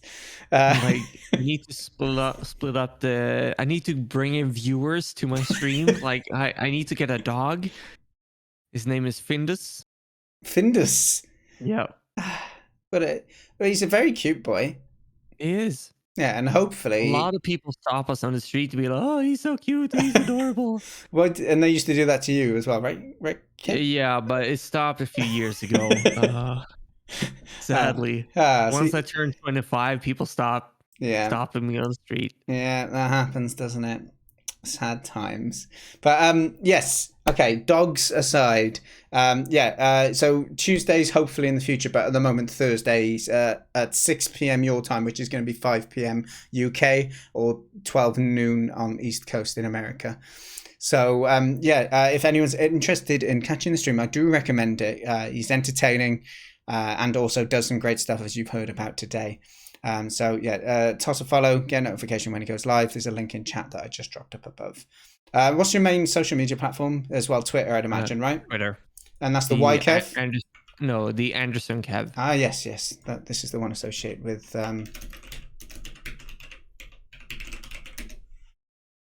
Oh, my God. The Anderson Kev, or Dev? Just Anderson Kev. Oh, okay. I typed in the... If you go to Got WhyKev, it. there Got it. is I found it. Don't you worry. I'm a talented typer. cool. That's my face. There you go. So yeah, you can also check him out on Twitter. I'm not following you, so let's fix that I'm now. sometimes haha funny. So I had an idea today. Let's see, that I wanted to I want to make a news show where I talk about games, but I look into the wrong camera. So I have my moments. That would be good. That would be good. Like, I look forward to what that if sort of it was a content. news show for 90 seconds and I look in the wrong camera, or half the video it's muted because Whoa, whoa, whoa! oh, Hang we're on, live, we're live. hang on. I did that during the stream today. Don't. Yeah, exactly. Do you know? I've got two webcams either side of me. One is for like streaming and home computer, and one is for work because I use the same monitors for work, and I've got a switcher between them, right? Yeah. And at the end of my calls in work, I look at the wrong camera and wave, and I look like such a weirdo all the time. It's so. Exactly. I think there's quality. I'm sure other people can appreciate it or how silly I look. So yeah, no, I'd be down for that. I love those little awkward moments where someone's at the wrong camera and then you can see how they try and correct it seamlessly and look at the other camera and everyone noticed they were staring at the wrong camera for around 3 seconds. But yeah, okay, well, this is what we'll find on your Twitter coming soon, I hope. I But hope so. but yeah, I'll drop a link to this in the chat as well. Oh, I already Thank have. you. So yeah, give a follow if you're interested in that sort of content. But yeah, it's been great. Is there anything else before I wrap up the thing? There's nothing else that you wanted to get off your chest and say, no? If someone decides to play Hoplegs, first off, thank you. Second of all, I'm sorry. And third off, if you keep playing it for some reason and you have a little bit of fun, just a little bit, please leave a review or tell a friend that you Yes. hate. Be like, hey, buy this game. It's really fun.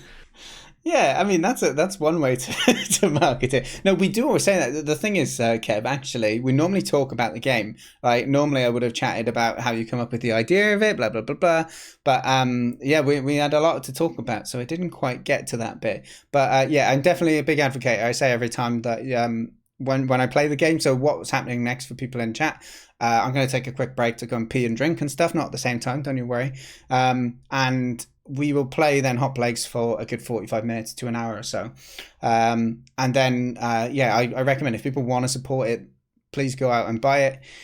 Or if you want to leave a review or wish list, things like this, whatever you're comfortable with, things like that can make a big difference, especially reviews if you've purchased a game. I'm guilty of it. I've done it with a lot of games where I bought a game, enjoyed it, didn't leave a review. And quite often those are bigger games. But since meeting a lot of people who are doing game dev on a smaller scale at least, or solo kind of adventures, I've been a lot more aware of how leaving a review is very useful. So you're saying that you're a person that don't dance on TikTok and don't leave reviews on indie games? I do. No, please. I see what it's like. Please be gentle. Look, I'm conveniently in offline mode at the moment, so I can't show you my reviews, but I have. I promise. Please be gentle. No, I have. It's more. I think recently I have, but in the past it's one of those things where. Okay, example. Not faster than light was the Into the Breach. Yeah. Amazing game. I really loved it. Told loads of people about it, but I didn't review it. But I mean, it's a huge game, so it probably doesn't matter so much, right? At this point, no. Yeah. But it's those smaller games that are important to do. So yeah. So I will drop a link to the Steam page. It's 15% off at the moment. It is Cyber Monday. So right. yeah, so 15% off. You can get it for £11.89 in the United Kingdom. The offer ends in a couple of days on Wednesday the 1st. So yeah, you've got a couple of days to purchase it. But in the meantime, you can enjoy me failing it and struggling today. You know I'm bad at games chat, so it's going to be a good one.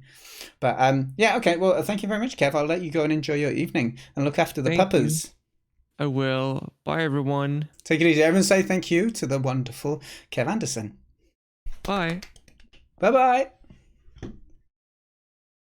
Do you remember how I said I've got a bad throat? So today I'm not going to talk so much. And then we go and do an hour and a half interview instead of an hour.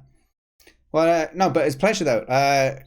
Kev had a lot of interesting kind of stuff to talk about in his story. One part of his life I didn't know is just like how he's had experience in different kind of game dev studio environments, including his own ones as well. And I think, yeah, he has a wealth of experience and stories in that are interesting to hear. And yeah, I'm sure if you go and ask him questions when he's streaming about stuff, you could find out more. But yes, thank you for tuning in, everyone. I'm going to go and take a quick break. I'm going to put a doggo up over my face. And then when we're back, we will be checking out Hoplegs and playing it for, as I said, around 45 minutes or so. But yeah, until then, I'll be back shortly. I looked at the right camera. Go me!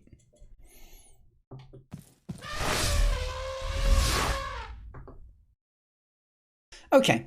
There you go. You had your minute to watch. No more redemptions. I will refund them because we haven't got much time. I've got things to do tonight. Okay. So first off, let me just catch up on chat a little bit. So where are you, beautiful Irish John? Are you still in chat, Irish John? Say hi if so. Flippo was saying, today I was told, Phoenix, you know we've been looking at only your forehead the entire meeting, right? That sounds like a good meeting.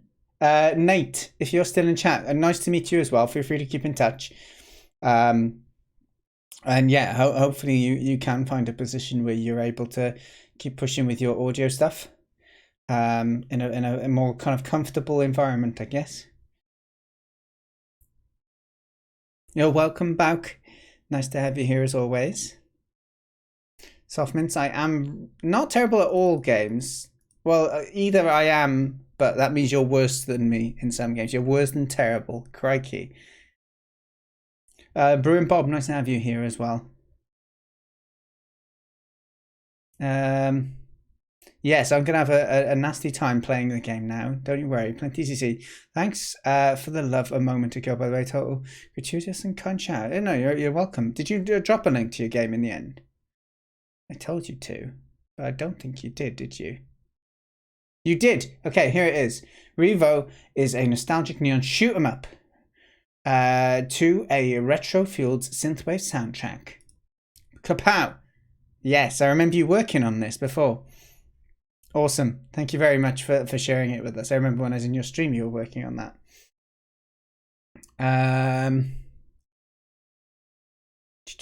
Let me just make sure I haven't missed anything else. Nate is off as well. So I said that and they probably didn't hear. That's not a problem. Anakim, nice to have you here as well, by the way. I have been reading your comments. I didn't ask space versus tabs because I'm not that sort of person. I learned Welsh, Anakim Luke, in primary school.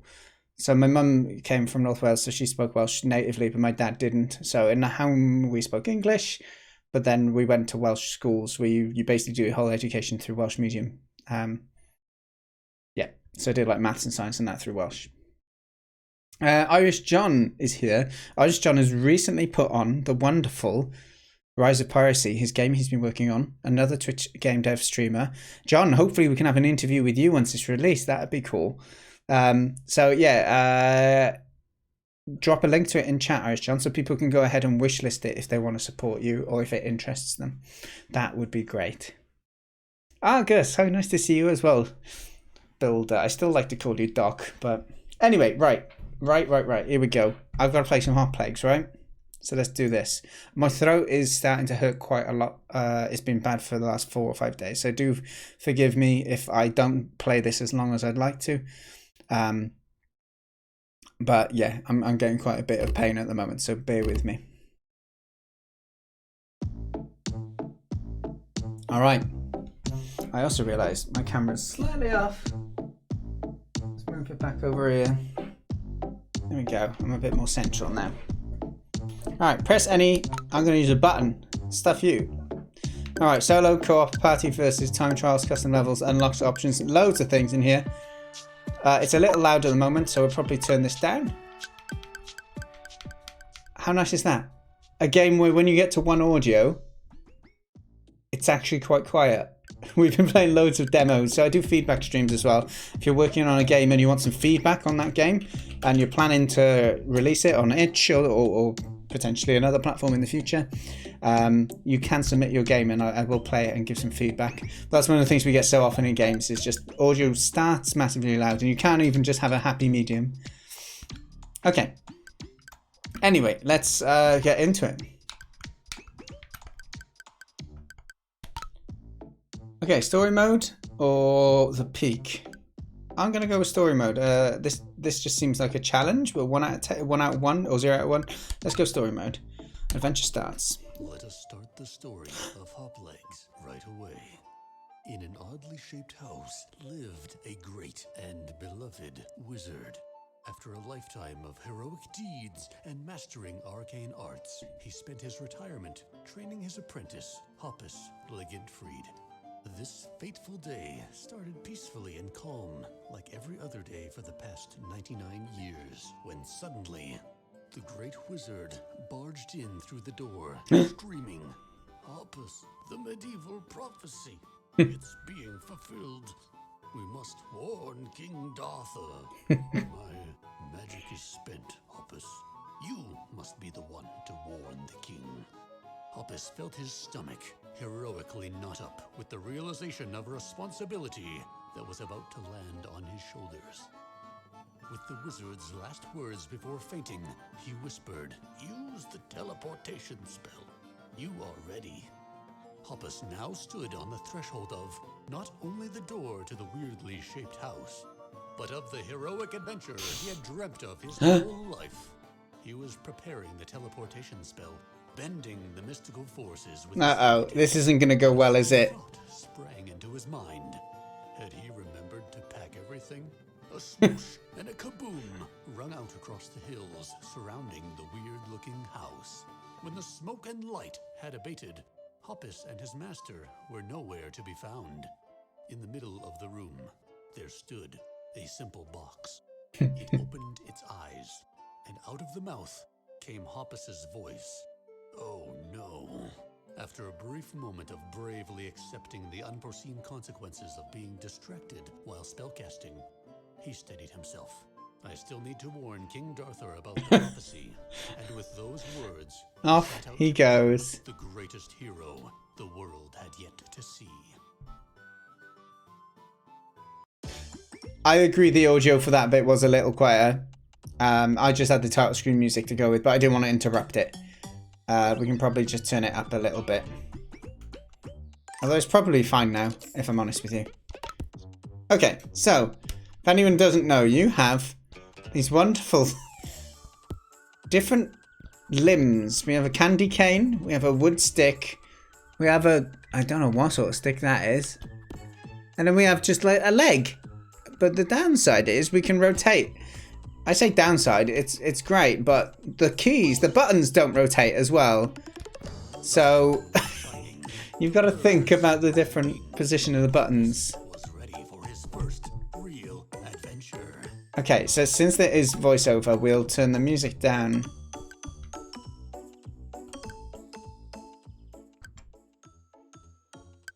There you go. So that should hopefully help. Okay, so you can rotate. So I'm rotating with the stick. Oh, great. Okay, so if we first go this way, you can push yourself a little bit that way, which feels pretty lame. But if I press X now, I'm going to go backwards, really, aren't I? So you kind of need to topple over. Okay, so do this. Okay, that worked. No, no, I've fallen backwards. This is terrible. Okay, we can rotate though, so you can just hold rotate and push. That's not so bad. That's not so bad. So generally, I think you can kind of, if you hold a direction and then push yourself off, you will start rolling in that direction at least. I'm so bad at understanding which button is where. It's fine. As a PC gamer, I wasn't meant for this life. You can do both at once.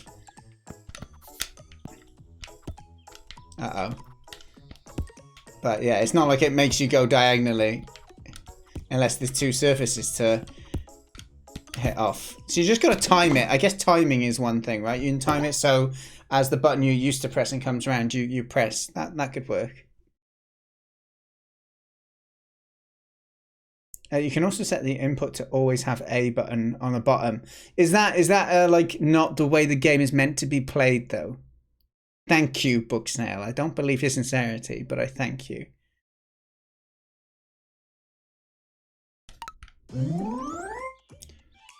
Okay. Oh, look at those cute birdos up there. Okay, so it's an option. Yeah, I mean, it might make it easier for me. I don't know whether it's meant. Hang on, with there. Oh no, it's not accessibility. It's just generally a gameplay option. It's this one, I guess, right? Turn to input, locked rotation. No, locked rotation. I think it'd be. Oh no! What did I? I accidentally quit too early. Okay, that's fine. Did we do it though? I don't think I turned on the option. It is Alt. Okay, I went for the wrong one.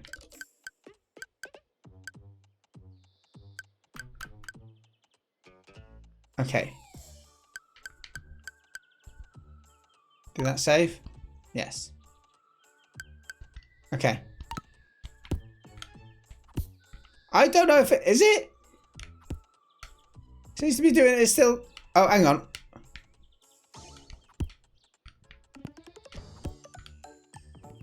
Oh, is it only when you hit the floor? It doesn't change as you go around. Yeah, I don't know if that's more confusing for me. It was new and strange to be a box, but Hoppus felt that he was starting to. Yeah, I might go back to the other road. I'm finding it a little difficult, so because it's changing, but not always. Let's just give this a go. Control over himself. Uh-oh. I would... Oh, come on. Come on. There we go. Okay. There we go. We got over that. There we go. Look at this. I can do the constant pressing and rolling thing. I work with that. Oh, I realised that I'm not signed on to Steam. I can't restart it now. I was gonna... You can check against like your friend's score, which would be cool. But I'm offline on Steam just because Elisha's playing my wife. She is sharing Outer Wilds game from my library, and it doesn't let her play it while I'm on Steam playing any other game, which is a little bit much. But oh, that was terrible. Okay, let's go fully this way. Okay, that's a good launch position. Go. No, it's fine. No, I pressed it far too. This is sad. This is sad.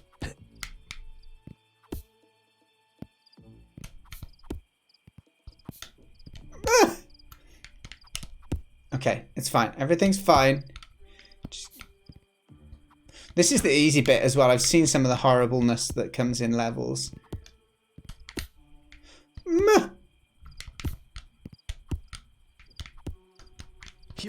Oh, why did I do that? Okay, it's fine. We're up. We're up. So I wonder, is there like a strategy where you kind of, yeah, you can. No, you can't. You settle down again. Okay, I was hoping there'd be like a strategy. Yeah, oh, you can balance. Okay, so I can do that and then lean on that way maybe to try and get myself going that way. Doesn't give me as much of a boost as I would have liked. No, no, I'm all the way back.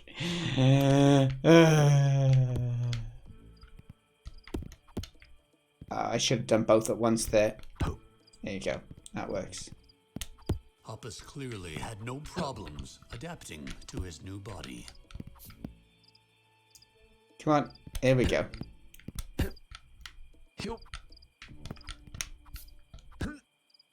It's terrible that I'm so bad at it that I'm content on sticking to just pressing A when it suits rather than trying to adapt it.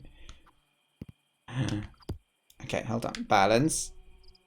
Can we? Oh, I was hoping that I could hook myself over then. Okay, we got a lift.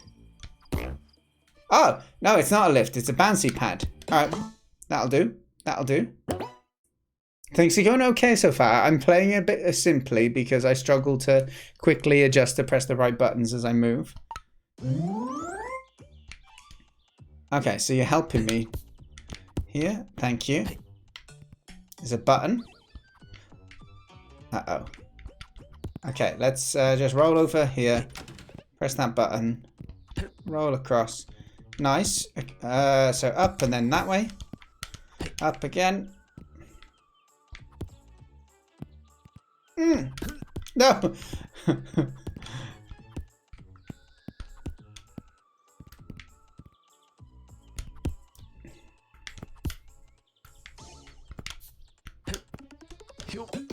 Okay, that was fine. Again, introduce some little bit of mechanics. Yeah, there's no leaderboards because I'm offline on Steam.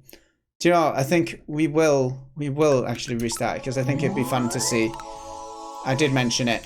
Shut down the game and cry. Yeah, I just need to leave Steam. I was explaining my wife shares a game in my game library and she's been streaming it at the moment. So I went in offline mode. But let me just go online. I just got to restart. No, you haven't broke anything. It's all good. Yeah, the voiceover work and the storytelling is great. If I'm honest with you, I almost didn't expect it. I think it adds a lot of flavor. Like it's kind of like Thomas Was Alone has that little bit of a flavor text at the start of every level, or you even have the narration in things like Getting Over It. Those things just add a ton of character to quite a restricted mechanical game, which is cool. Okay, Hoplegs, take 2. Action.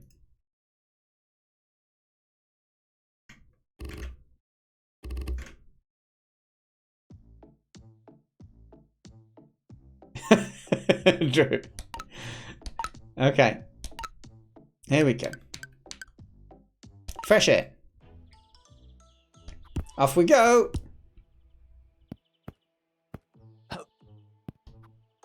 Oh no, I pressed the wrong button. It was totally intentional. So Kev, I was saying I tried having the mode on where it switches based on where you are, but it only tends to change the arm, like the position when you hit the floor. And so I felt that wasn't really working for me, even though I would probably do better in that mode. Oh dear, that was a shame. Because I need to get used to which button does what. So this, the leaning in the air is important here. I get it, okay. Yeah, okay. So we need to lean a bit and then push ourselves off. Yeah. Okay. Ah! It's okay. Things like this are great because it forces you to get good at it. It should update if the legs aren't extended. I'll give it one more go on the next level and we'll see if I get much more luck with it. Kapow!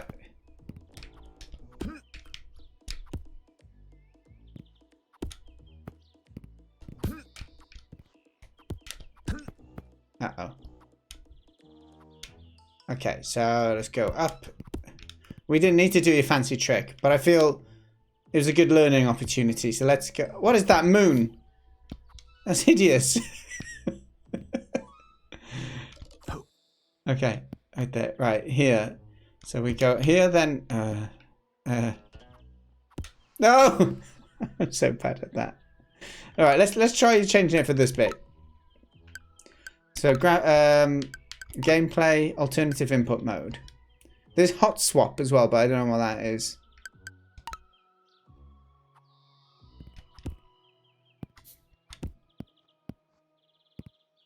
I think it's while I was mid-air, I wasn't finding it changing before. Yeah, this is a lot more intuitive to me, at least. Ah, okay. That makes sense.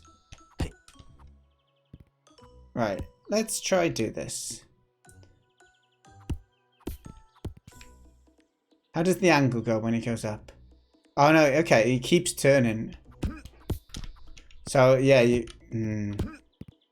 it's weird because I almost feel like I want the other option on now because I'm planning to go like bottom, right, top. But by the time I turn, then it's bound to another thing. It's like you just got to think about the angle you're hitting rather than what angle is coming out. It's just a changing your way of thinking about it a bit. There we go. Okay. Ta-da! There we go. Look at this. We got some high scores here. Can we go to just friends? Okay, this is going to be where I'm competing today.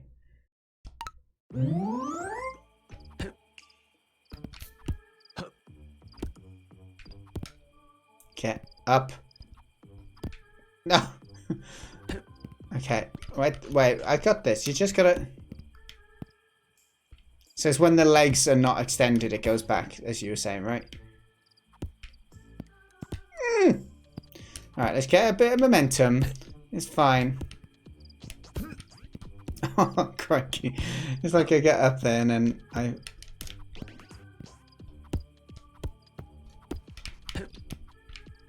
No! Come on!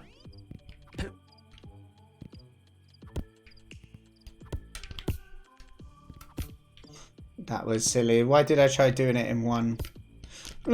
Oh dear.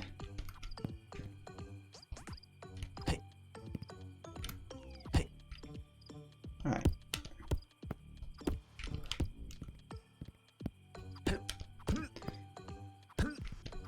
It's all about angling yourself before the jump, which completely makes sense. Which is nice.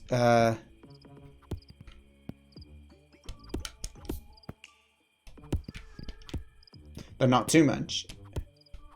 You need to be going upwards still, I'd imagine. Oh, crikey. What am I doing? Stop trying to talk. You can't do this, Dan. Okay. Let's try this again. We probably need to get a little bit closer. There we go. Okay. And then this is going to... Oh, did you just... Oh, you pushed yourself across and then did that. Okay. Let's try it. No! It was too slow. Okay, let's try this again. Yeah, I like that.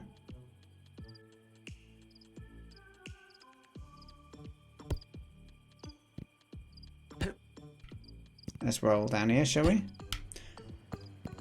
Let's try and learn from... learn from earlier. No, I can't do it that way. I feel it's too cheap. There we go.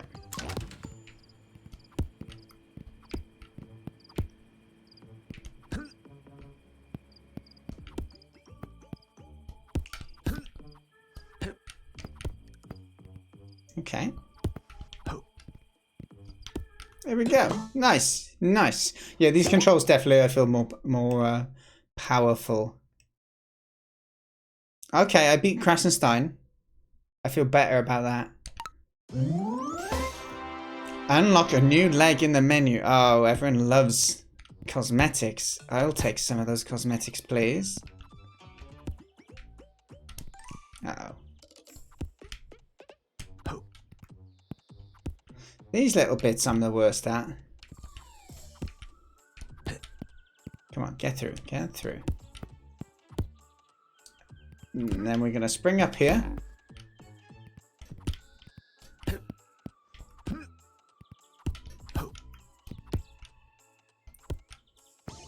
Whee! Oh, anticlimactical.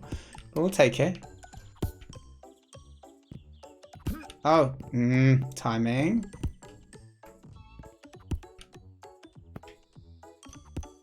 That must be because of the prophecy. Oh.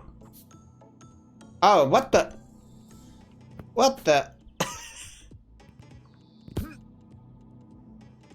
Oh, man. I'm struggling already. Now we've basically got like anti-gravity.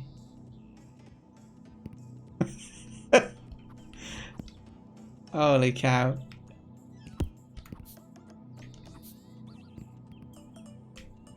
If you stop rotating so much, does it help?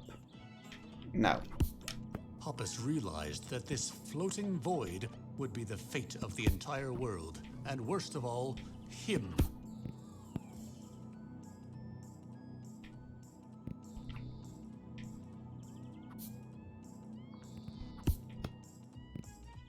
Okay. Oh, we had. I thought we were out of it, but no, just for a moment. I like how his mouth goes. It's great. Okay, off we spin. Okay, I wasn't expecting that mechanic. Oh, I wonder if there's a secret up there. Hey there, Bart. We as well. Welcome along. Trick is to swim in the dark void. We swam. Oh, we swam. 3D with 6 legs. Indeed, artifacts. That'd be great. Alright, off we go. Downhill rush.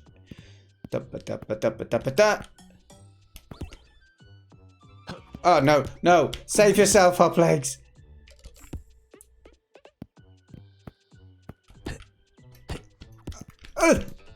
Okay, okay. So, you can rush, but it can be dangerous.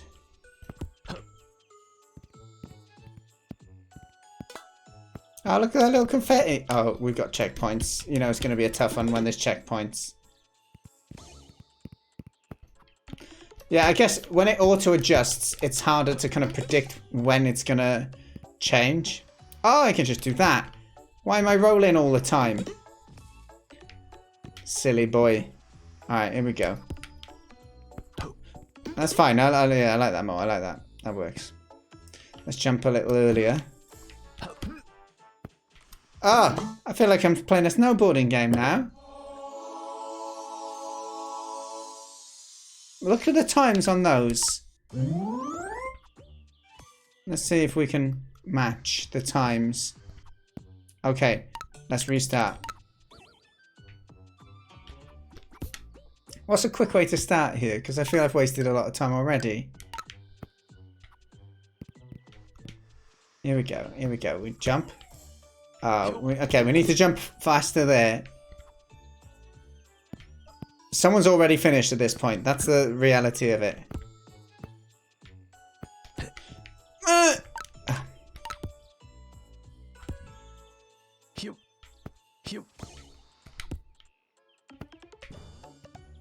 Okay, it's going to be faster than my last time at least. That's the plan now, even if it's...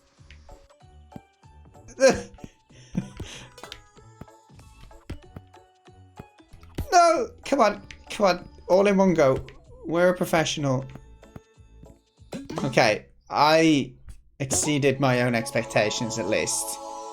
That was fast. I got an achievement for it. Well done, me. And I still was slower than both of my friends. It makes me sick. I think I accidentally turned off the time as well. Okay, so let's get this sorted, shall we? Get over here. Yeah, I need to do it on my way up, I think, a bit more. Oh, Dan. I was there. I ruined it.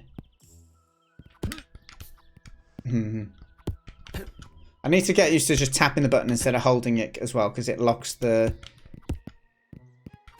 It locks the axes of the buttons when you hold it. There you go. Damn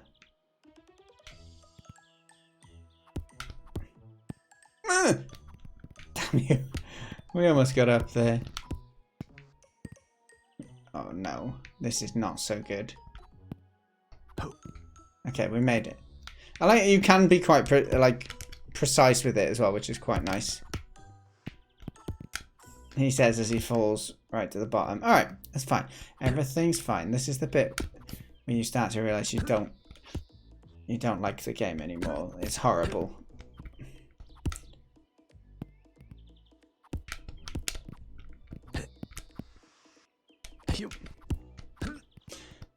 Nothing to see here. Nothing to see.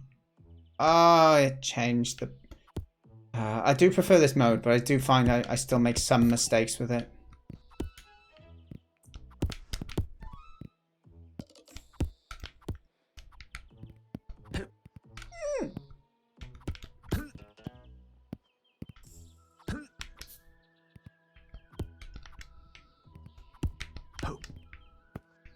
Oh, for flip's sake.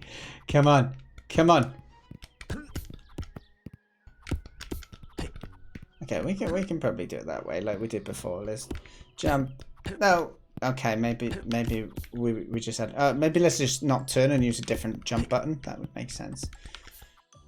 It's important for me to, you know, get these teething issues out the way.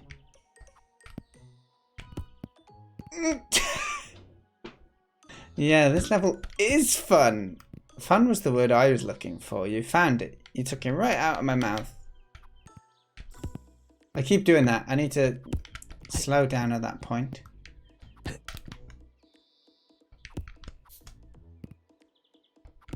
Okay, let's just nudge ourselves across. No, no, that little bit is so horrid.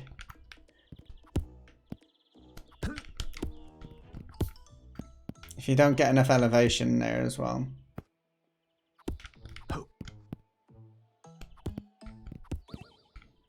That'll do. I swear I almost made it the first time.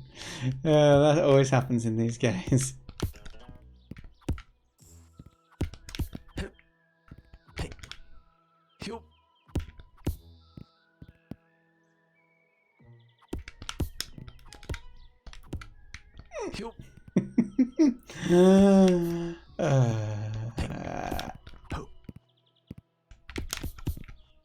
Yeah, how do can you go back and forth? I wonder.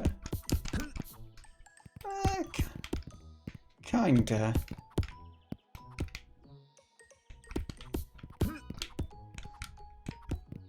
I'm actually finding it easier holding it like a freak, using my hands like this.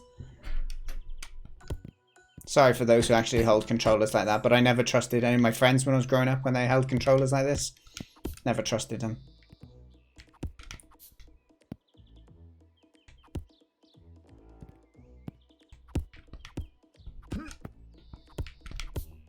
There we go, we made it. Jump from the wall early to fly. Okay, yeah, so on your way up. It's what we kind of established already, right? Not that early. It's fine. The tricky thing is this level has the first you can go all the way back kind of feel to it, right? Yeah, doing it early actually gets you miles higher. Okay, thank you for explaining. I've said it, but I didn't quite realise how much higher you get from it. Oh, Dan.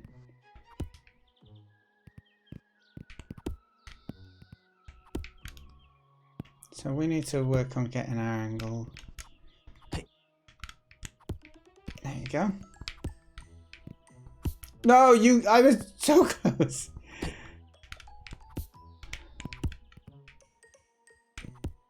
Oh, don't you go all the way back now. Don't you do this to me, Ricky Bobby.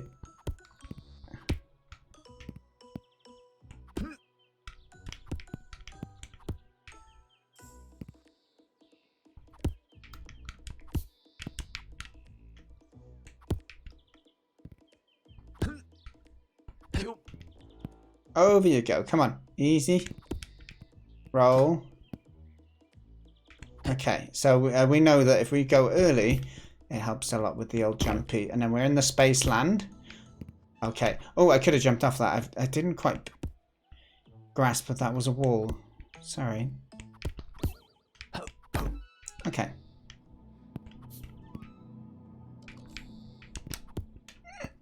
Okay, that's okay. This is fine.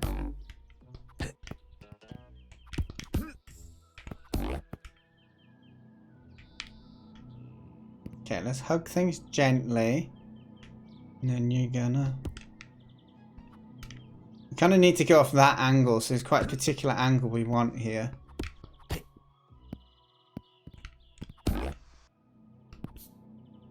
That might do it. No! Hold on.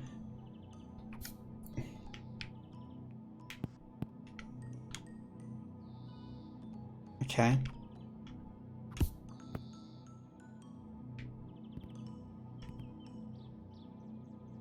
There. I feel... No, that's not the way I needed to go. I had a plan and I was just running out of time.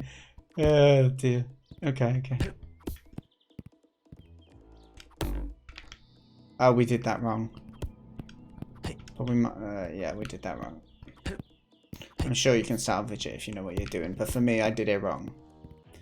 We just want a more gentle jump here, and we need to hit that first ledge, don't we? So let's get over to this corner, and then just a more gentle jump. Ah, that's where we need to... Well, we made it that way anyway. Okay. Uh-oh. No. Stop spinning. No. No. Ah, yeah. Okay. No, don't go backwards, of all things.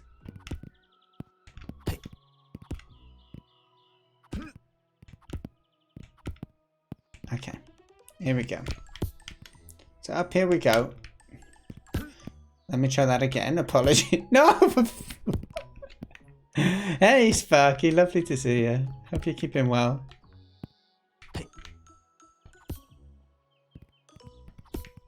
Okay. Off we go.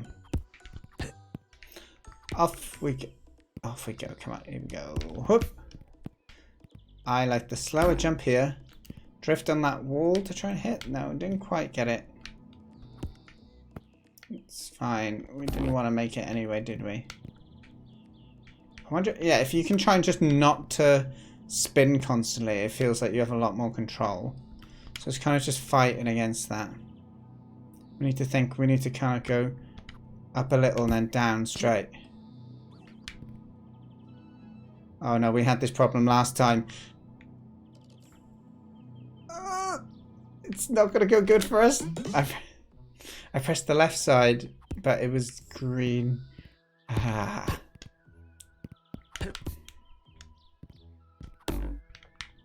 Okay. Learn to swim. This is not going the way we need it to.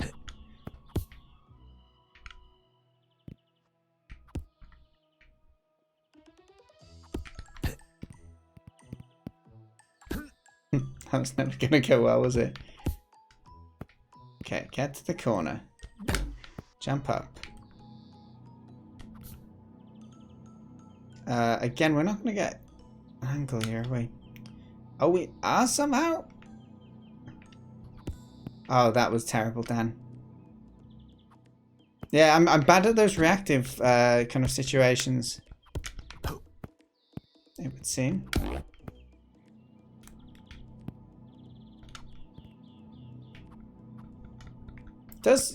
Hold on, maybe you can just kick and it makes you go a little bit in a direction, and I've not really picked up on that yet.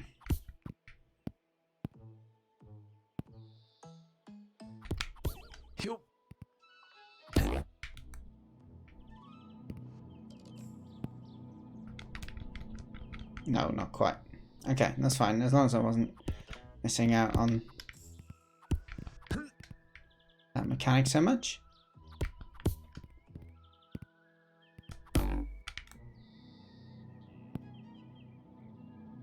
Okay, are we looking out? No. No, I pressed the wrong one. I don't know what's wrong with my brain. I keep thinking that one button's going to do something different. We lucked through.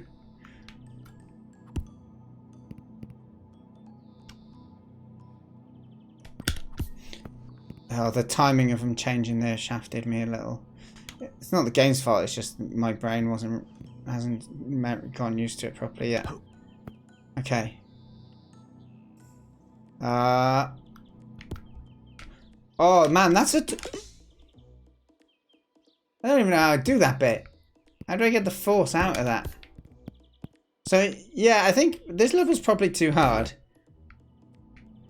In the sense that the other level, it has that first hard bit. I feel like that could have been the end of the difficult level, and this will be the next time you want to add a difficult level. It feels like there's two, unless all of the levels are harder than this from now on, then in which case it's fine.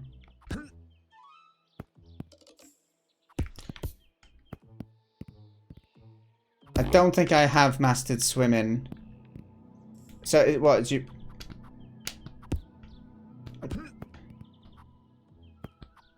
I don't know what swimming is in the game. In real life I do, I promise.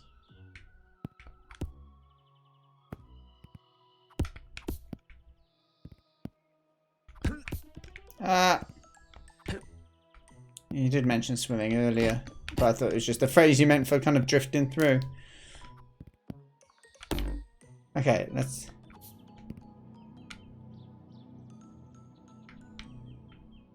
Maybe wiggling left and right. Let's try that. See what happens.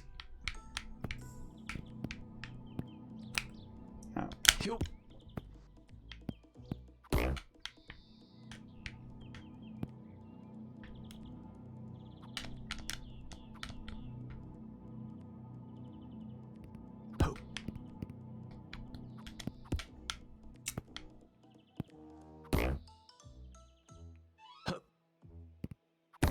Oh, damn.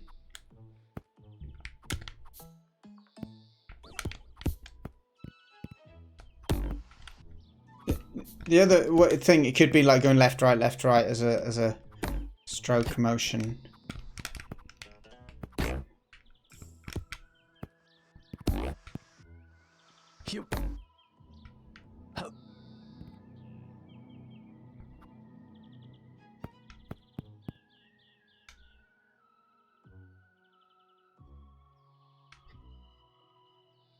Oh. Let me have a look. Oh, come on.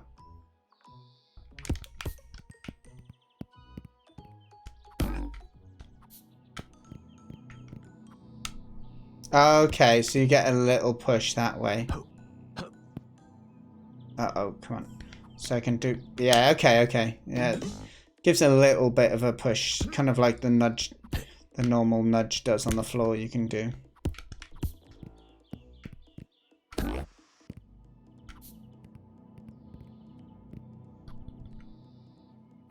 This is where like staying steady really matters, because if it keeps changing what my buttons are, then it becomes harder to swim in my brain at least.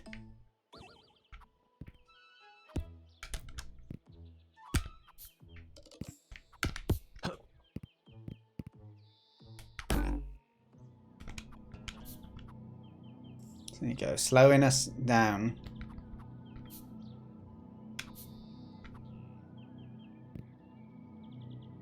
There you go.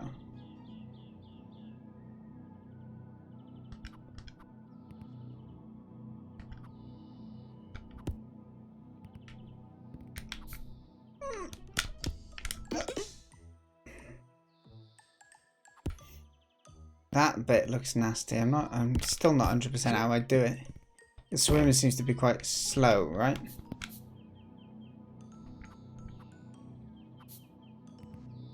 I guess you can build momentum. Yeah, you can build momentum up. We should probably do it.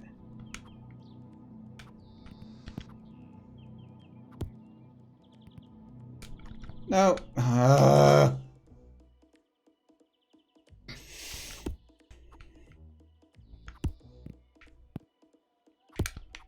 We're not going to quit on this level. We're going to be not average. We're going to be better than average.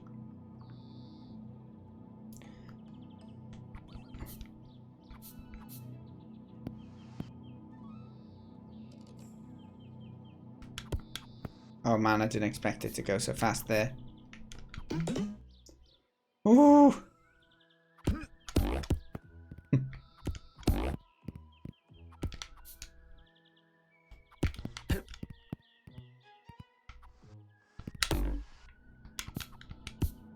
No. Okay, back we go. That was not what we needed.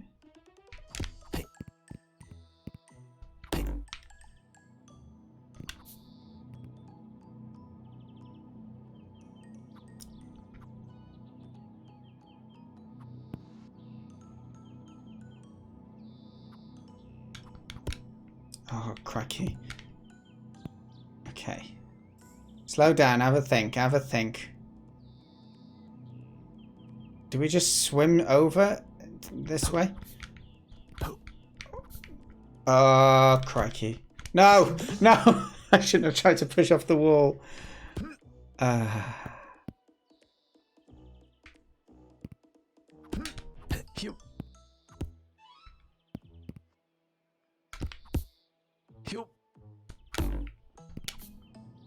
Fine, we made progress, right? Progress is important. Did you see like the X and Y? I was on that like 45-degree angle. And it's switching. It makes me feel like the other one is more consistent. I'm just finding it harder to... My brain's not very good at mapping what colour is in which direction because I'm not a huge controller. I know them if I'm asked, but...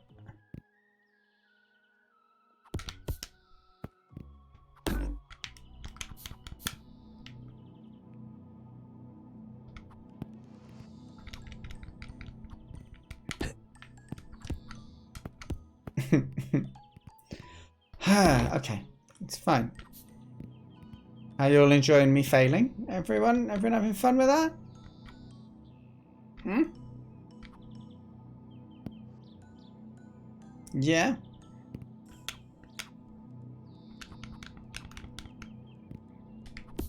Oh no, we went the wrong way.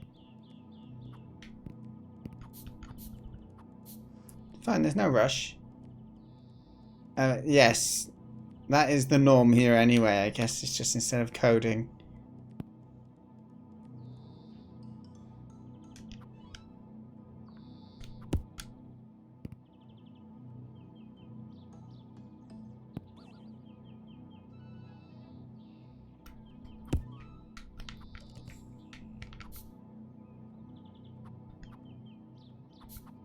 Don't talk. You flipping made it. Stuff for you, Hoplegs. We didn't quite beat Bum Bum in third position though. Only 18 minutes. How do my friends do? Oh, that makes me very sad.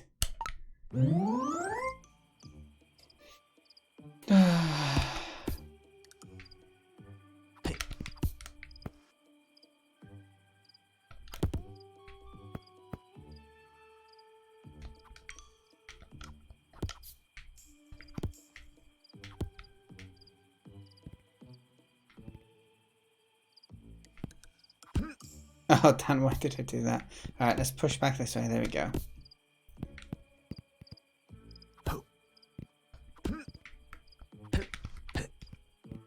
Okay, that's not so bad.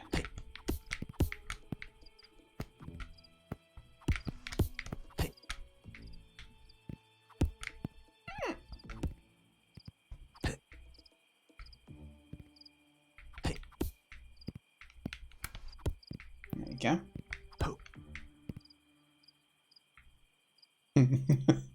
This is not so good.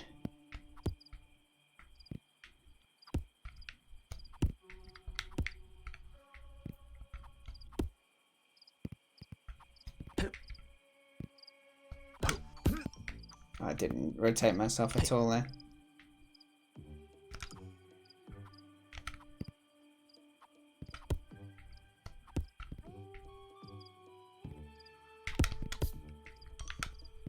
Oh dear. Okay, that's fine.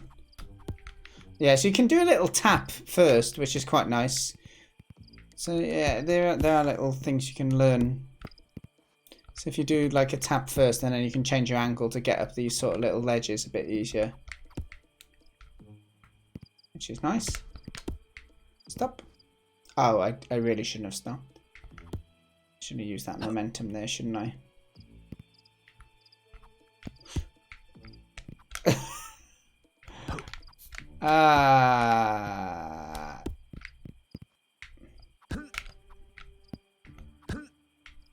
So let's do what I just talked about. The tap tap.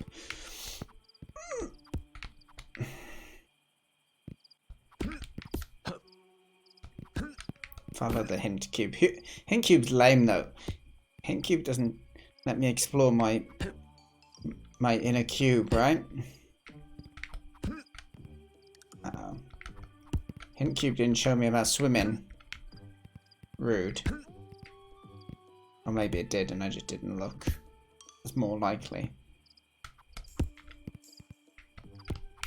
Oh, come on, Dan.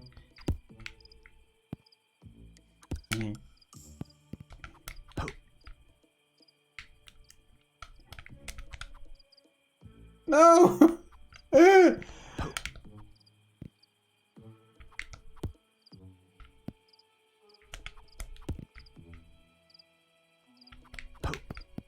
Okay.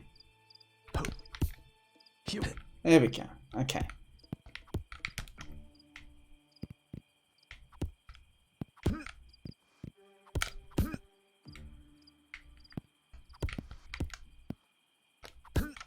Ta-da! Okay, did I beat Crass. Okay, I had still Windy Beard's smashing us. Ah, ice skating. Let's go. Yum. Yum. Oh, dagnabbit. I felt I was on the way.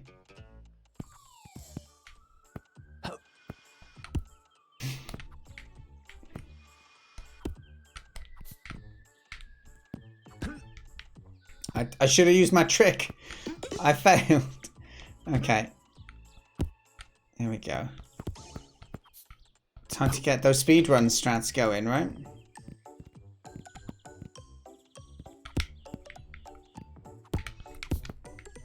Very much a speedrun friendly game, actually. I say friendly. I don't know if friendly is ever the right term for this. Would we use a diagonal, a big diagonal run here? Yeah, we would.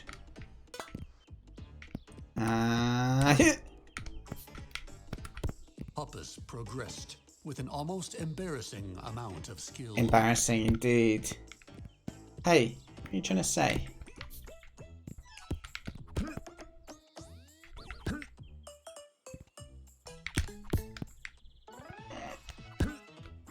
I like how you've used that mechanic there, that's clever.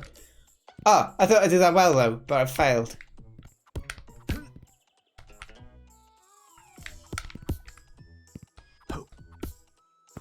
Okay, yeah, I can go a bit faster.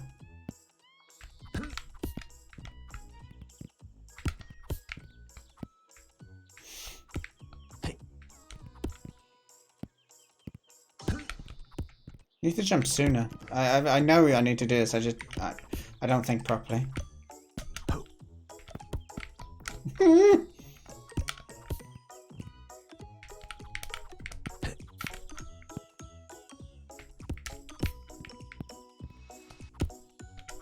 Oh, I should have gone for a bigger one there.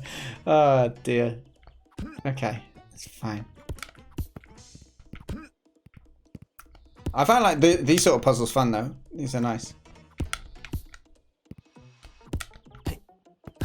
There we go. Okay, another checkpoint upcoming.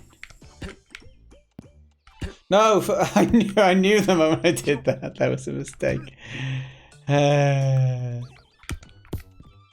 Alright, off we go, off we go.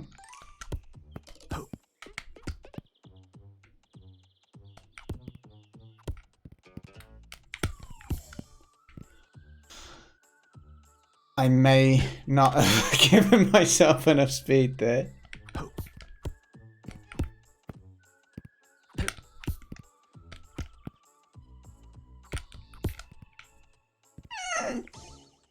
There's a level editor in this game as well, which is a lovely addition.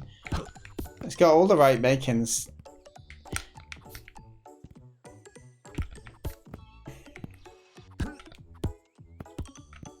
Okay, just be careful on this bit now, would you? A seagull eating a whole rabbit. Why did you keep watching that video? It sounds vile. Ah, what a finale. Oh, I missed it. Are you serious? Why would you do that?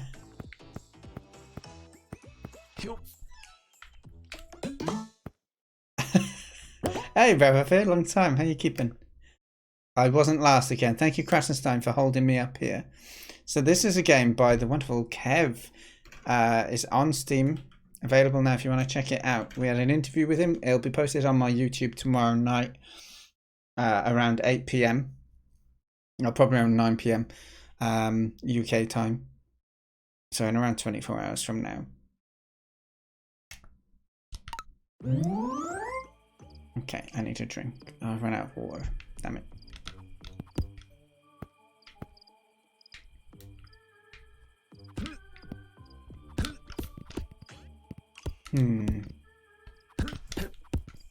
Yeah, okay, so I think we need the triple combo here, right?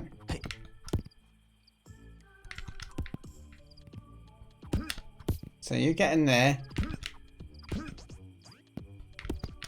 Oh no, you can just go up here. Can you... I don't know if it's long enough to do a diagonal here, is it? No, it's not. Let's go all the way back to the start of the level then. That was intentional.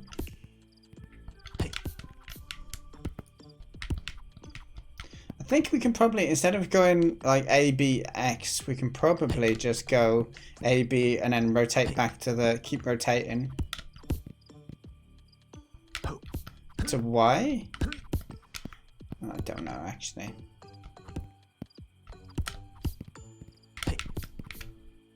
I just pressed the wrong button there. My mistake. That'll do. This is definitely one of those like leg wriggling games. I don't know if anyone has it, where they're just gonna edging towards it. You find your like your legs and your toes like twisting away.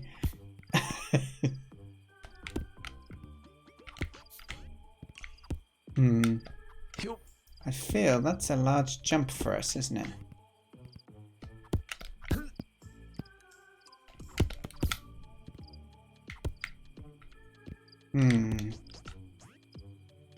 Can we just, yeah, I think we might be able to just make that with a little hop. No. No.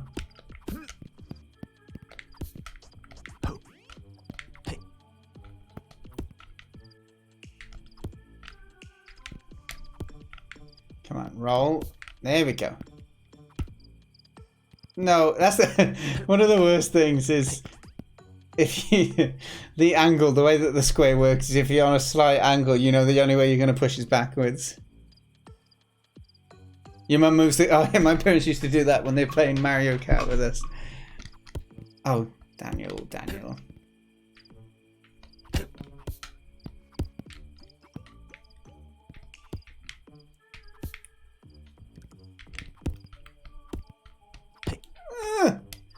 No. No.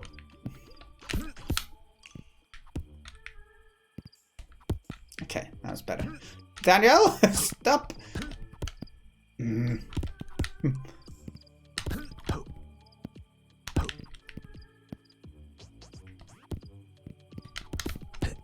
don't need to go that way. I just need to go this.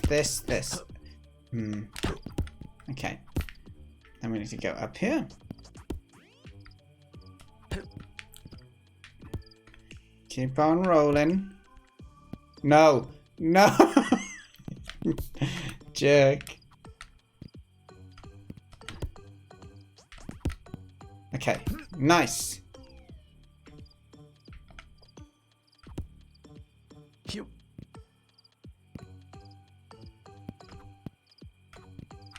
Okay, is that bouncy again?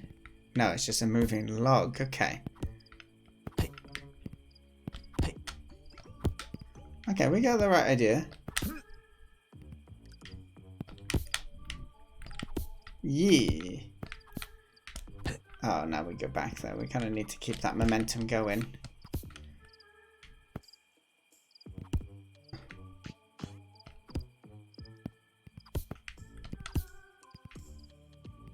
I like how, in a way, it becomes a timing game as well in some bits.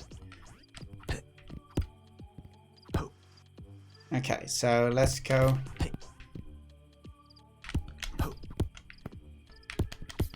Okay, we need to press A again when we get up to there.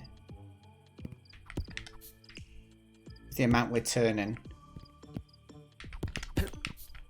I try turning back. I say something and then I don't think that way.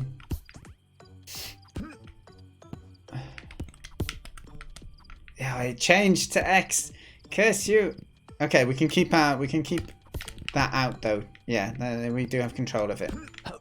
Is this the bouncy boy? It is the bouncy boy. Okay. We almost got it.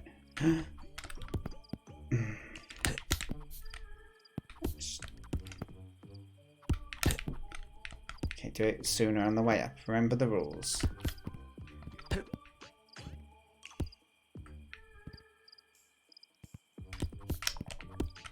There you go. Okay, here we go. Ah, too high that time.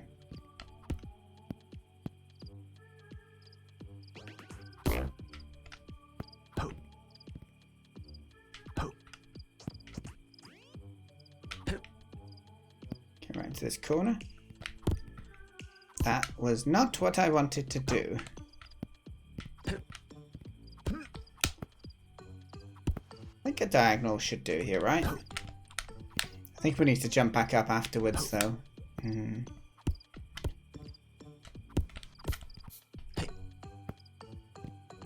So either we do this and then that afterwards.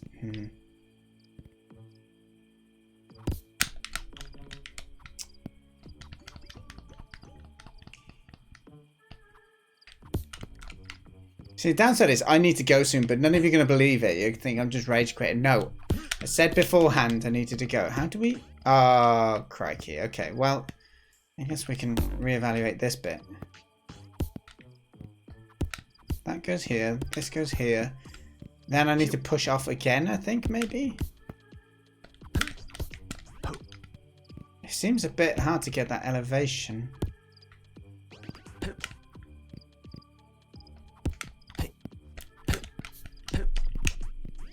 If I can rotate, I think it'll work.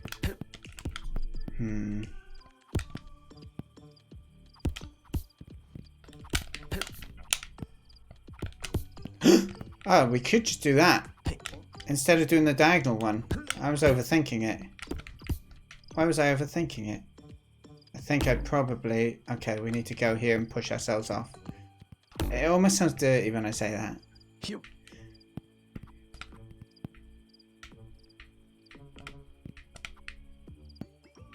Come on. Okay, here should do. Okay, we made it. Don't fall now. You've come so far. Oh no, not again. The swimmy stuff. Okay, this is fine.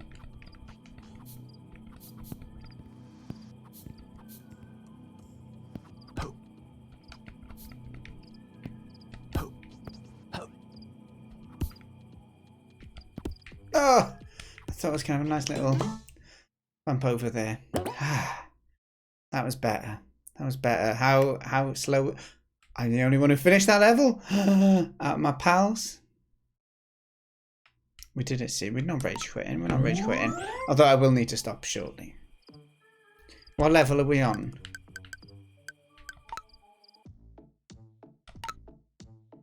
12. We're not even halfway. Alright, let's get halfway. We'll complete 14 levels. I like how many different options there are, though. That'd be nice. I don't know if I want it to go to where I last was. By default, that bit in the menu. Oh, Dan. Maybe there's a secret. Oh, there wasn't a secret.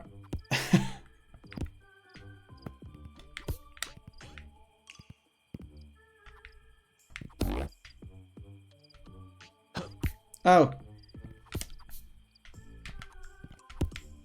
Okay, so that's the way I'm gonna go about it. I want to go this. Yeah.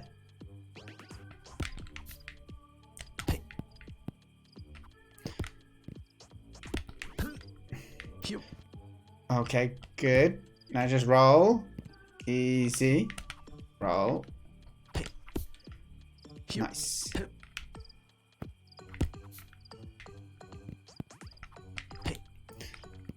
Oh, these are quite steep little ones. You want to be careful.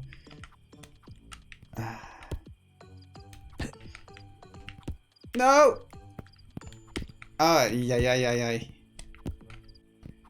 Okay, there we go. We made. Oh, what are these?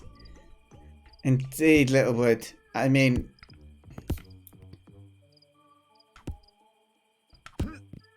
Okay, how didn't they fall? Is it because I was on it?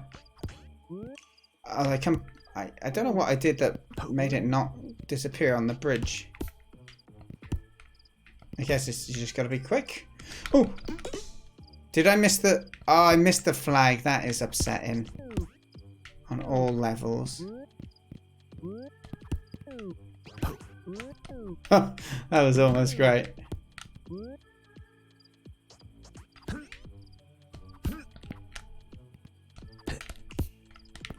Oh, damn.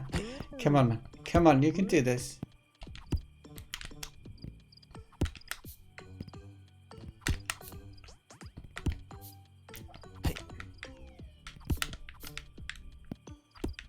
Right, is there a pogo achievement, I wonder?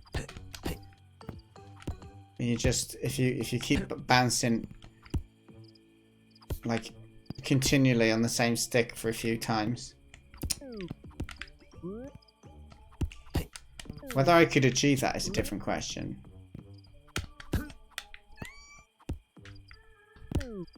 It's fine, we wanted to go backwards. Right? It's what we've always dreamed of.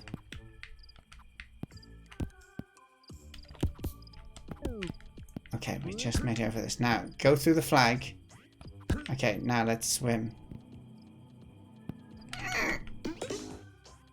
It's fine. This is fine now. It's fine.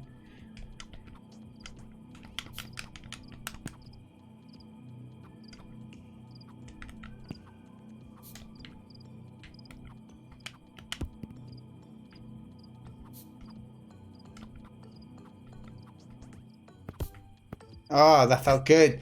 Felt good. Maybe you have to use the leg limb as well. Actually, no, you can customize the limbs though. Okay. Yeah, these bits are a lot nicer now. I know how it works. I'm twisting direction as if it matters.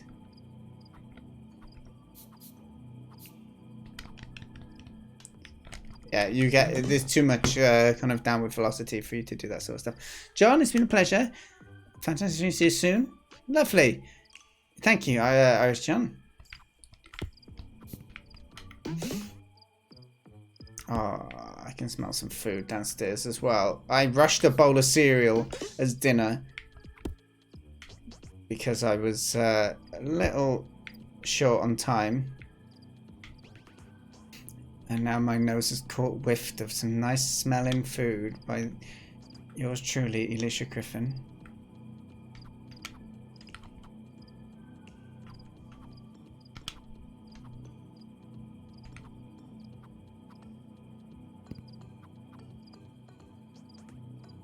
Don't know. Oh no. Did it? It got hot at least though, right?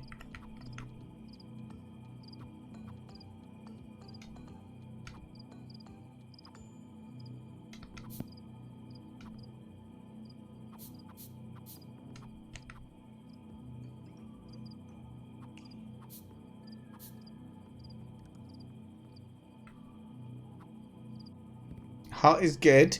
Oh no, no, no, no, no, it's too late. Come on. Oh no, no, no, I saved. Swim. This bit is tragic. Okay, it's not too bad. It's just you gotta be patient and focus. Not like that. I need to stop pressing directions because most of the time I don't need to. And it makes it gets me twisting, which is confusing because then my directions change like that. Which it really irks me. I definitely need to avoid being on like those 90-degree angles where it does switch.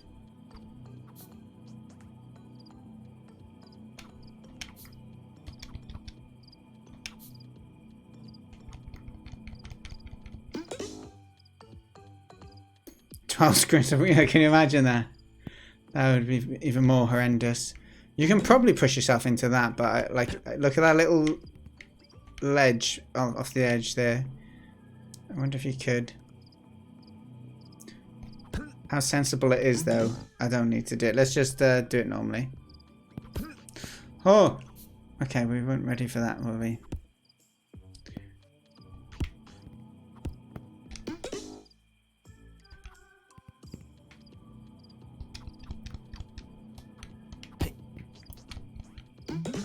I'm not going to be able to make that way. Okay, let's give up on that plan. I was doing alright until I don't know what's happened. I've lost any kind of control that I had. I think I'm just going too fast and I don't slow down again.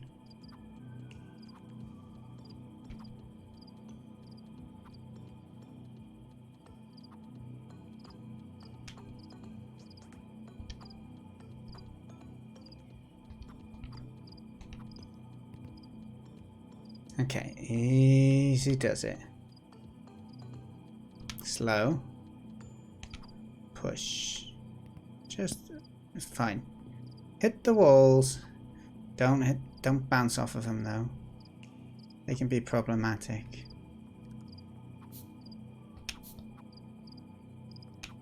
Oh gosh, I just pressed the wrong button there. Okay, it's fine. We recovered. No need to panic.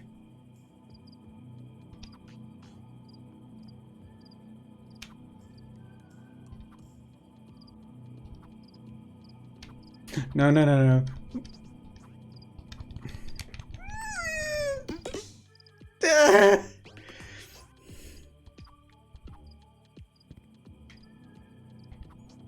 That made me sad. I said I'd get through the level. I have to now. I always say that with these sort of games, or any type of like you fail, you start again game, is you end up getting impatient and then you play less cautiously and then you fail and you can get annoyed as well. So it's gotta be careful because you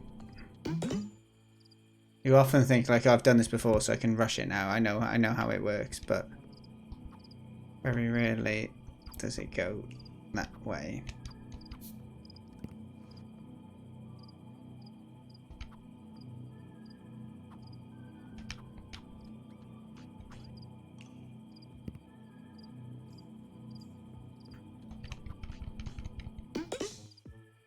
Maybe I'm not fully extending it. When I try and press it quickly, that might be why it doesn't recover.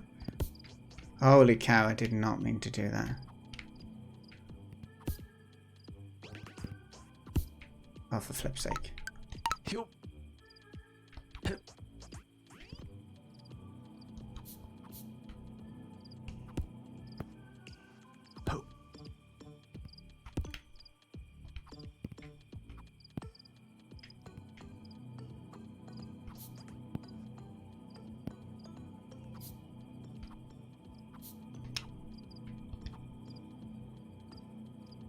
This is a fun, different challenge, though. In the way that it still challenges the same kind of mechanics, but in a different movement kind of space, which is nice.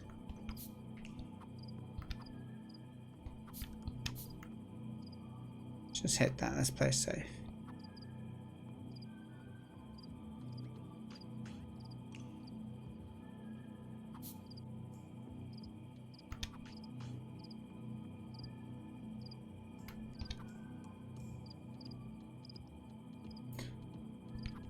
Easy does it. Happy little swimming accidents.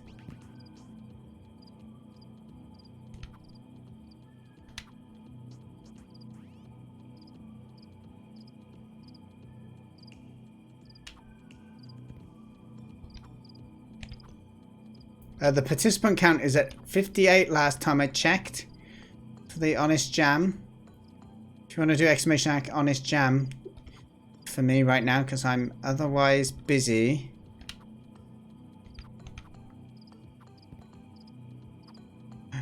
So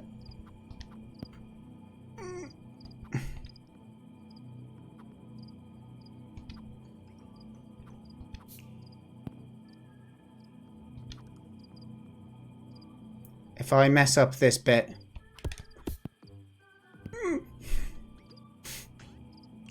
no. Just roll. No, he's done it again. Okay. Just land here. No! Is my internet dead? I feel I'm still here. Okay, thank you, Bucksnell. Maybe Littlewood's dead, or the video player's just messed up. Here we go. Okay, we're up. Now we gotta get up one more.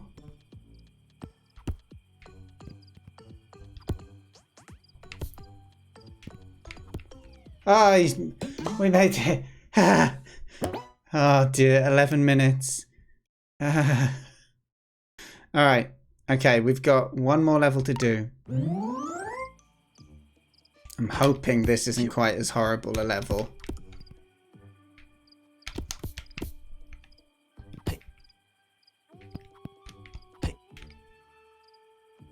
I missed what it said to do.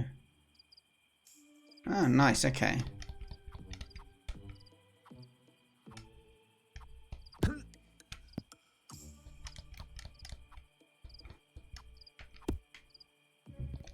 I may have got impatient, and I apologize. Oh, no. Oh, no.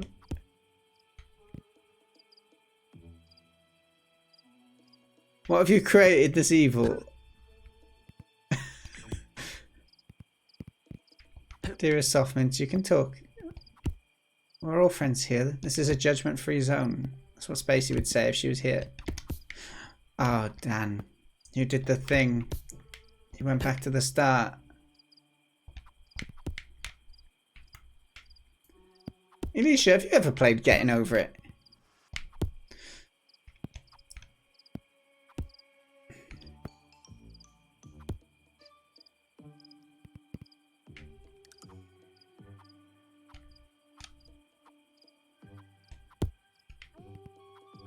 Okay, we're going to be patient and do this.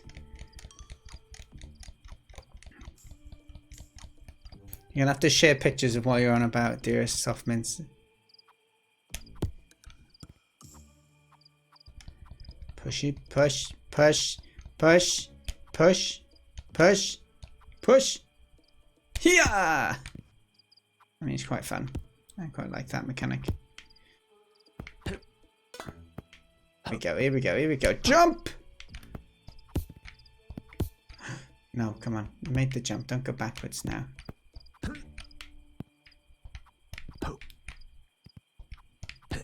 No.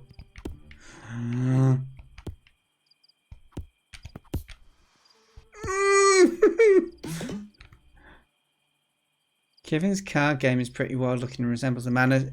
Yeah, I've not seen much of it. I know he tweeted one or two things about it, but I wasn't following him, so I think I may have missed a lot of those.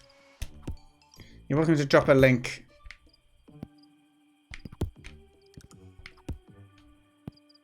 To like a screenshot of it or something if you wish. Like a GIF would probably be best, right? Okay, here we go, here we go. Oh, I managed to get the swimming back.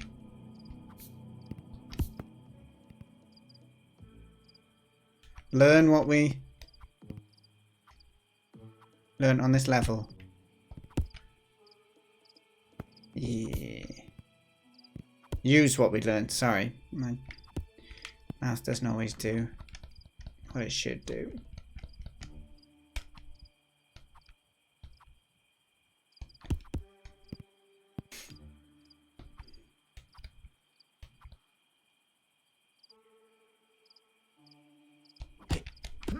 Oh, I was far too low. That's a shame. We can do this. It's not too bad at all.